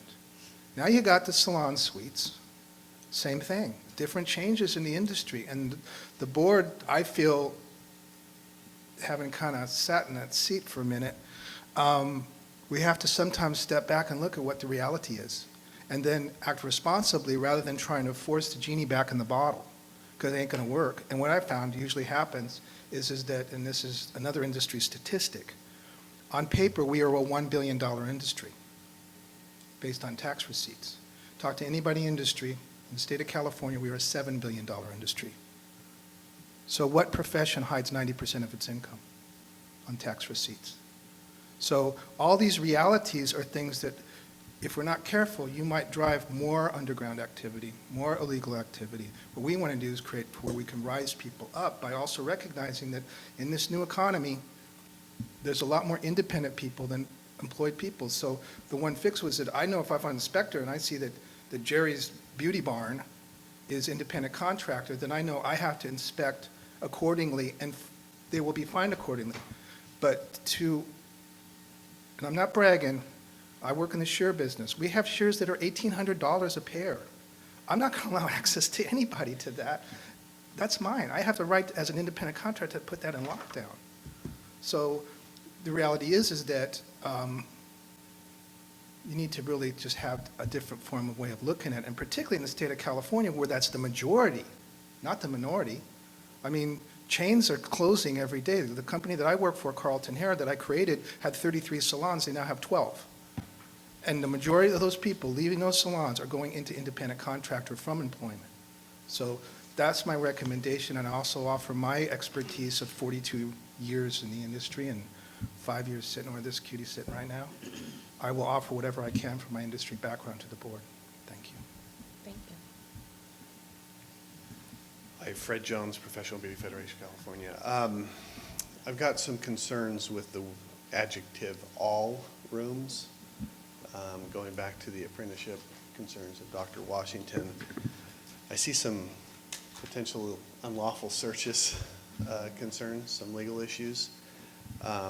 This is probably not a time to wordsmith. This is the first crack at these regulations. I understand that, so I'll submit some written suggestions as the process moves forward. But just for first blush, a thought is, in your proposed change, the underline language, you have a phrase where barbering, cosmetology, or electrolysis are being performed. It may be helpful to utilize that qualifier further down in that paragraph, so you can just take it out for fear of redundancy. And then after the word access means the ability, that phrase, to inspect all areas within the establishment, I would suggest putting that phrase there. So inspect all areas within the establishment where barbering, cosmetology, or electrolysis are being performed, including but not limited to the rooms, drawers, cabinets, rollouts, and closets utilized for such services, is another phrase. So I'll give you some ideas, but I think of Ulta. Ulta is a retailer which also happens to have a small salon built into it. Do we really want our inspectors feeling like it's their duty to inspect the entire, 5,000 square foot facility when services aren't being rendered in 4,500 feet of that facility?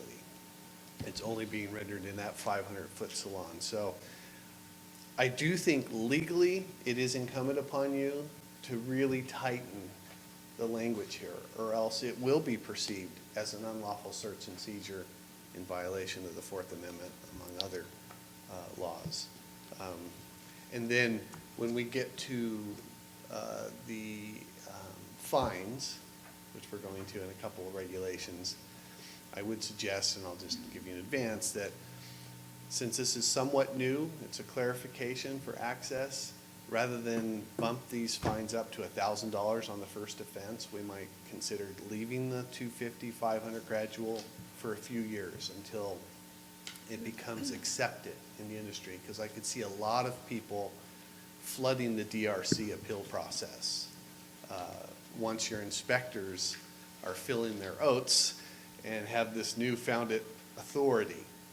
So I don't want your board to get out in front of the industry on this, because I think it could end up backfiring. So just to clarify, there's no new authority. Absolutely no new authority. All this regulation's intended to do is to let establishment owners understand about drawers and closets. And at the disciplinary review committee hearings, I think, or any of our other citations and inspections that we do, it is unfortunate that people are hiding very dangerous machines. So to limit it to where hair or barbering, cosmetology, and electrology services are performed is limiting us to just their stations. There are back rooms that are not offices that is where they are storing illegal items. It is an everyday occurrence, multiple times a day. May I make a comment? Yes. I don't think that we search for anything that results in a criminal violation. And the Fourth Amendment of the Constitution does not go to regulations that are civil in nature. It goes only to crimes. So I don't think this is a Fourth Amendment issue. Right, if I may respond, Madam President. In criminal law, if a government official has a right to be at a place, then whatever they see in that place at that moment is susceptible to criminal prosecution. There's a famous Supreme Court decision where the sheriff office had a helicopter that was flying over people's backyards. And the Supreme Court actually said that's legal, and if they see illegal things happening in that backyard, for example, cultivation, then they can pursue that, even without a warrant. And then there were some subsequent decisions that said if government officials in their normal regulatory process are going into areas, places of business, even residence, and they see something illegal that's secondary, not even part of why they're there, it is still criminally prosecutable evidence, admissible evidence against them. Again, do I anticipate that there's going to be a constitutional crisis here and challenge? Probably not. What I'm concerned about on behalf of the industry was well represented by Dr. Washington. I don't want it's already a strained enough relationship between inspectors and salon owners. I don't want to inflame that. I want to go after the bad salons. I want to go after the illegal activities and the illegal equipment, et cetera. So let's try to figure out a middle ground where we can protect people's legal rights and concerns, but also advance consumer protection. I think right now the verbiage used in here is way too broad. All rooms, no qualifier on that, seems to me. And keep in mind, currently, Yes. there is no verbiage. It just says access. So we could certainly not change it. That would be the board's decision. This was only because we feel establishment owners don't understand. Agreed. That we can, right now, we're doing it. If we went into Dr. Washington's salon and we couldn't get into an office, there's going to be a fine. Today, yesterday, 5 years ago. Right. So that's. To the president, I'd like to ask Christie a question. Yes, go ahead. Christie, do you remember in Southern California, the police asked us if they could follow us up on an inspection to an establishment? We allowed them to go in with us, and criminal activity was found there, and we got smacked very hard for allowing them to do that. It's something we don't do, and absolutely it's not acceptable in California, and wouldn't be doing it. Oh, I remember. And for the record, Mr. Hedges, Fred Jones speaking, I did not bring that up. Because you saw like. And my point of bringing it up is that we don't do it, and we're not going to do it, and this is simply to, in a administrative fashion, secure that people aren't using the kinds of machinery that people have been harmed gravely with here in California and hiding in locked rooms. I understand, Mr. Hedges, and again, I agree with the intent. I think clarity is a key to life, not just a regulation. I just don't want to, in the effort to clarify something, create new potential problems. And, you know, again, you brought up, Mr. Hedges, the inspectors should have never agreed to that. We acknowledge that. There was a monetary settlement. There was incredibly bad press. We don't want to repeat that. But that is a precedent of an inspector and possibly a supervisor that can agree to that kind of thing, basically an unwarranted search and getting cops through a regulatory process into barber shops, which, by the way, were predominantly African American, which led to the bad press. So I'm not speaking in theory here.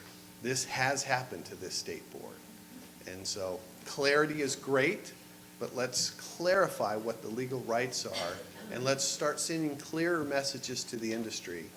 And by the way, again, $1,000 fines first offense. And I think we'll talk about that more We on will. the fine section. Great, thank you. Thank you. I see that we still have some public comment. Hi, Wendy Jacobs again.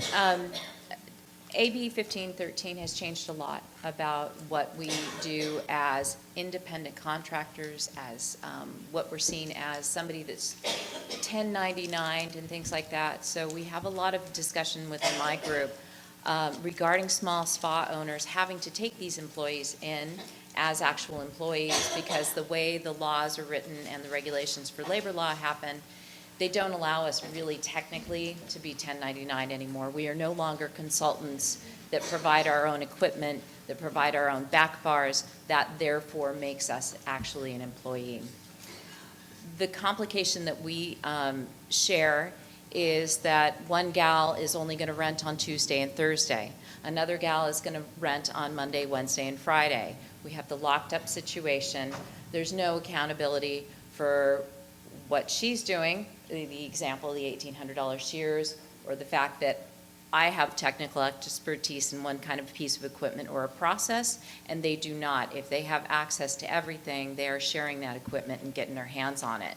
I can't regulate whether my counterpart that comes in on Monday, Wednesday, and Friday is in there, and exactly what you pointed out, not putting the towels in the proper place, not changing out the disinfectant, leaving tools out and being generally messy. That could get all of us in trouble, and that also get the salon owners in trouble. I would agree with the statement of being, of the language, including are being performed.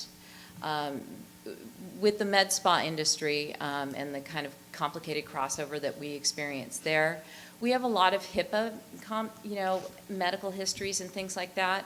And what Dr. Washington says, we do have records that are confidential. And I think that those need to be kept in mind when writing this wordage up for the new corrections.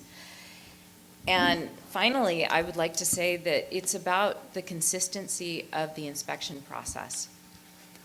Sometimes we have inspectors that are a little overzealous of making sure that they get into that room when we're performing waxing services, and that really violates somebody's right to privacy. While they're getting a Brazilian, they've got an inspector banging on the door and saying, I need to get in there right now. Again, the consistency of the inspection process should be something that we review and that we make sure that we all understand that amongst the 21 or 22 different inspectors that you have, that they're all marching along to the same order and not kind of making their own interpretation of how they do their inspections. So, thank you. Thank you. Any additional comments or questions about this particular regulation? Okay, seeing none, then we will move on to the next one. Do we need to make a motion on this one since there were? We don't feel that there's going to be a motion coming. But so maybe the board would want us to look further into this, take into the information that we've heard today, and it could be referred, Rebecca, correct me if I'm wrong, but maybe to our Legislation and Regulations Committee. Yeah, that sounds like a good way to work out some of the questions. Okay. All right. Do we need to make a motion regarding that? Yeah, I think so. Yeah, I think given, Yeah. you want your staff to know what it is you want to go, where you want to go on this item. So how do I phrase this? So I would say that you would defer this item to the Legislation Committee. I move that we defer this item to the legislation committee. I second. And so is there any additional public comment? Seeing no additional public comment, I'll call for a vote, starting to my right. Mary Lou Amaro, yes. Bobby Anderson, yes. Holly Cortez, yes. Andrew Drafton, yes. Dr. Carrie Williams, yes. Coco Lashin, yes. Lisa Tong, yes. And on the phone? No. Okay, so the motion passes. And now we'll move on to the next item under Agenda 9. So on our next item is, we have recommended that we remove references on certain forms because our forms are changing so much that every time a form changes, we have to do regulations. However, I think there might be a concern with OAL. They seem to prefer us having forms. Is that correct? Form reference? No, it's not that they have a preference, but OAL requires either every data point to be in the language of the regulation itself, or that the form is incorporated by reference. In other words, that you can say this title on this date and go over to that document you're referring to. So it needs to be one or the other, and there's, I think that any of the examples where it's stated on a form provided by the board in reg, from what I gather, was very outdated. Right. Yeah. In other words, the practice, or allowing that in reg was very outdated. So we don't need to have the form number? Well, it depends on which of those two approaches you take. So in other words, if you're discussing, so there's a few things going on here. A couple of these regs are just dealing with processing times. And I noticed that that's coming from a statute that no longer exists. So there might be some room to remove that reg language entirely. You might want to repeal that language because there's no statutory mandate for it. Then you have the issue more specifically of each of the references on a form provided by the board, and that's where you get into that two-prong approach. Either you want to refer to everything that you want to include in that form, in other words, on a form provided by the board to include name, address, education, XYZ, everything you would be asking for from any individual. And or the second prong, which is to simply say, on this app from January 23rd, 2017. Then, if you ever go and change the app, you would simply do a simple change to the reference, title and date.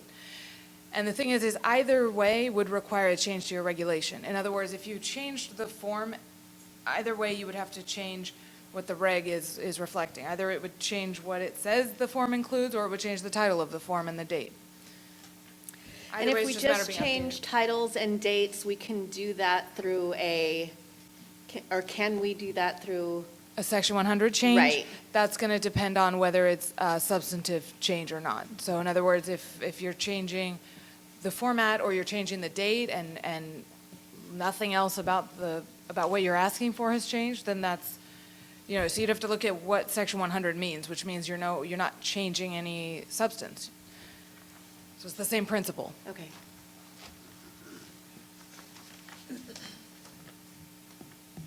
So there's not a way to update our forms without changing without having to change regulations.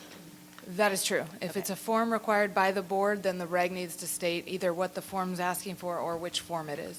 Because one of the issues, just so the board, so we understand, one of the issues is there's a lot of times that legislation comes out that impacts all boards in the department.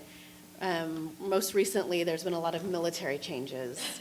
And every time we have to change our forms, we have to change the regulations. So that's what we need to update right now. But I feel, Rebecca, that with that explanation, I almost think that we should, it's easier to reference the form number and date as opposed to a form provided by the board. It's usually much easier. Okay, so then with that, I would ask the board not to vote on this recommendation. Okay. And also that might give an opportunity to further refine some of the possibly unnecessary language. So maybe some of this could be pared back anyway. Okay. So yeah. Move to delay this, or? I make a motion, we table it till a later date. Did you say till later today? Later date. Oh, excuse me, I couldn't hear that properly. And just to, Not specific date. right, and just to clarify, you're not exactly tabling it, you're asking staff to go back and work on it, or take a look at it, I think. It could be the same as the previous, that we take it to the Legislation and Regulation Committee. Okay, did you hear that, Richard? Yeah, that's fine.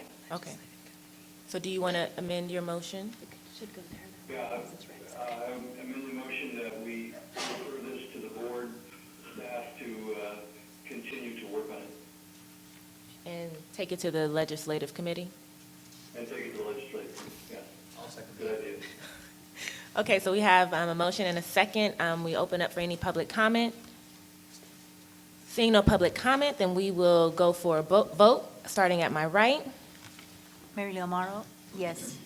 Bobby Anderson, yes. Holly Cornelius, yes. Andrew Griffin, yes. Dr. Carrie Williams, yes. Kokolishin, yes. Lisa Tong, yes. And on the phone? Yes.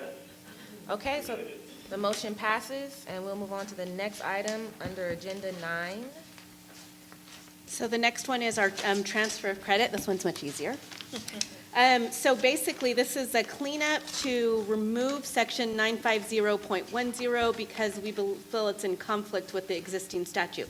So this is on when someone has a transfer of credit. So if somebody is in barber school and they want to now change over to cosmetology, the statute is clear that any training that they received in one course can be transferred to training in another course. The regulation we're recommending be removed is, it talks about clock hours, and it's just very detailed to certain percentage, and it's in conflict, in our opinion, with the statute. And the statute is how we provide that information to applicants now as it is, so. Okay, agreed. Are there any questions or comments? Okay, seeing none, is there any public comment? Question. Yes.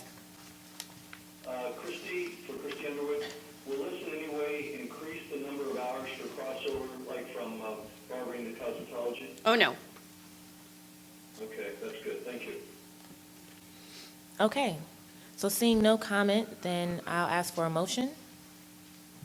I move to approve the proposed repeal. Second? Okay, so we have a motion and a second. Is there any public comment?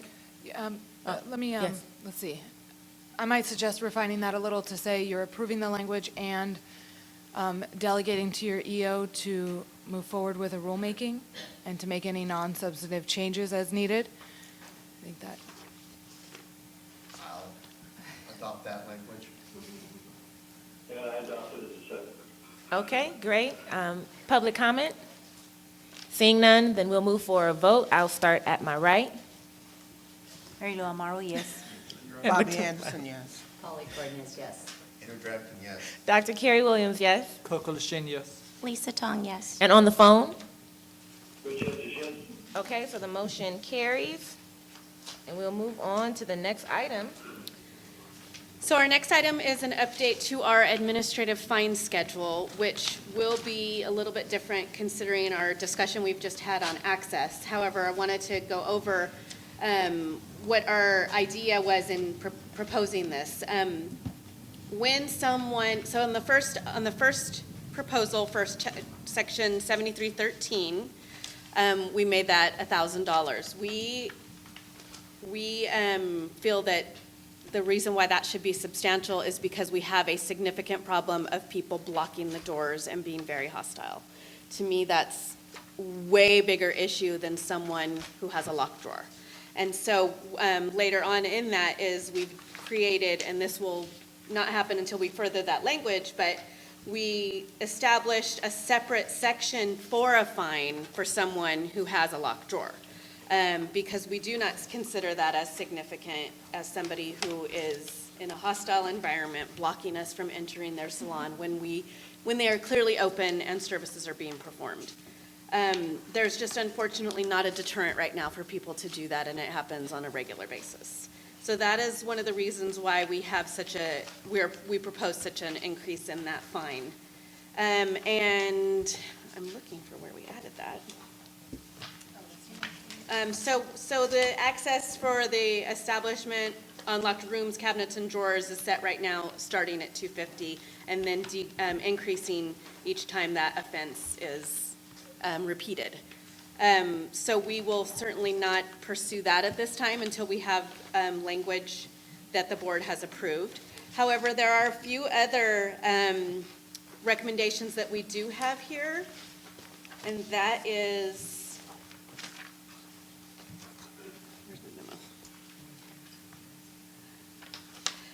employing an unlicensed person. This is something that we actually feel we missed on the last revision we made to our fine schedule, and that is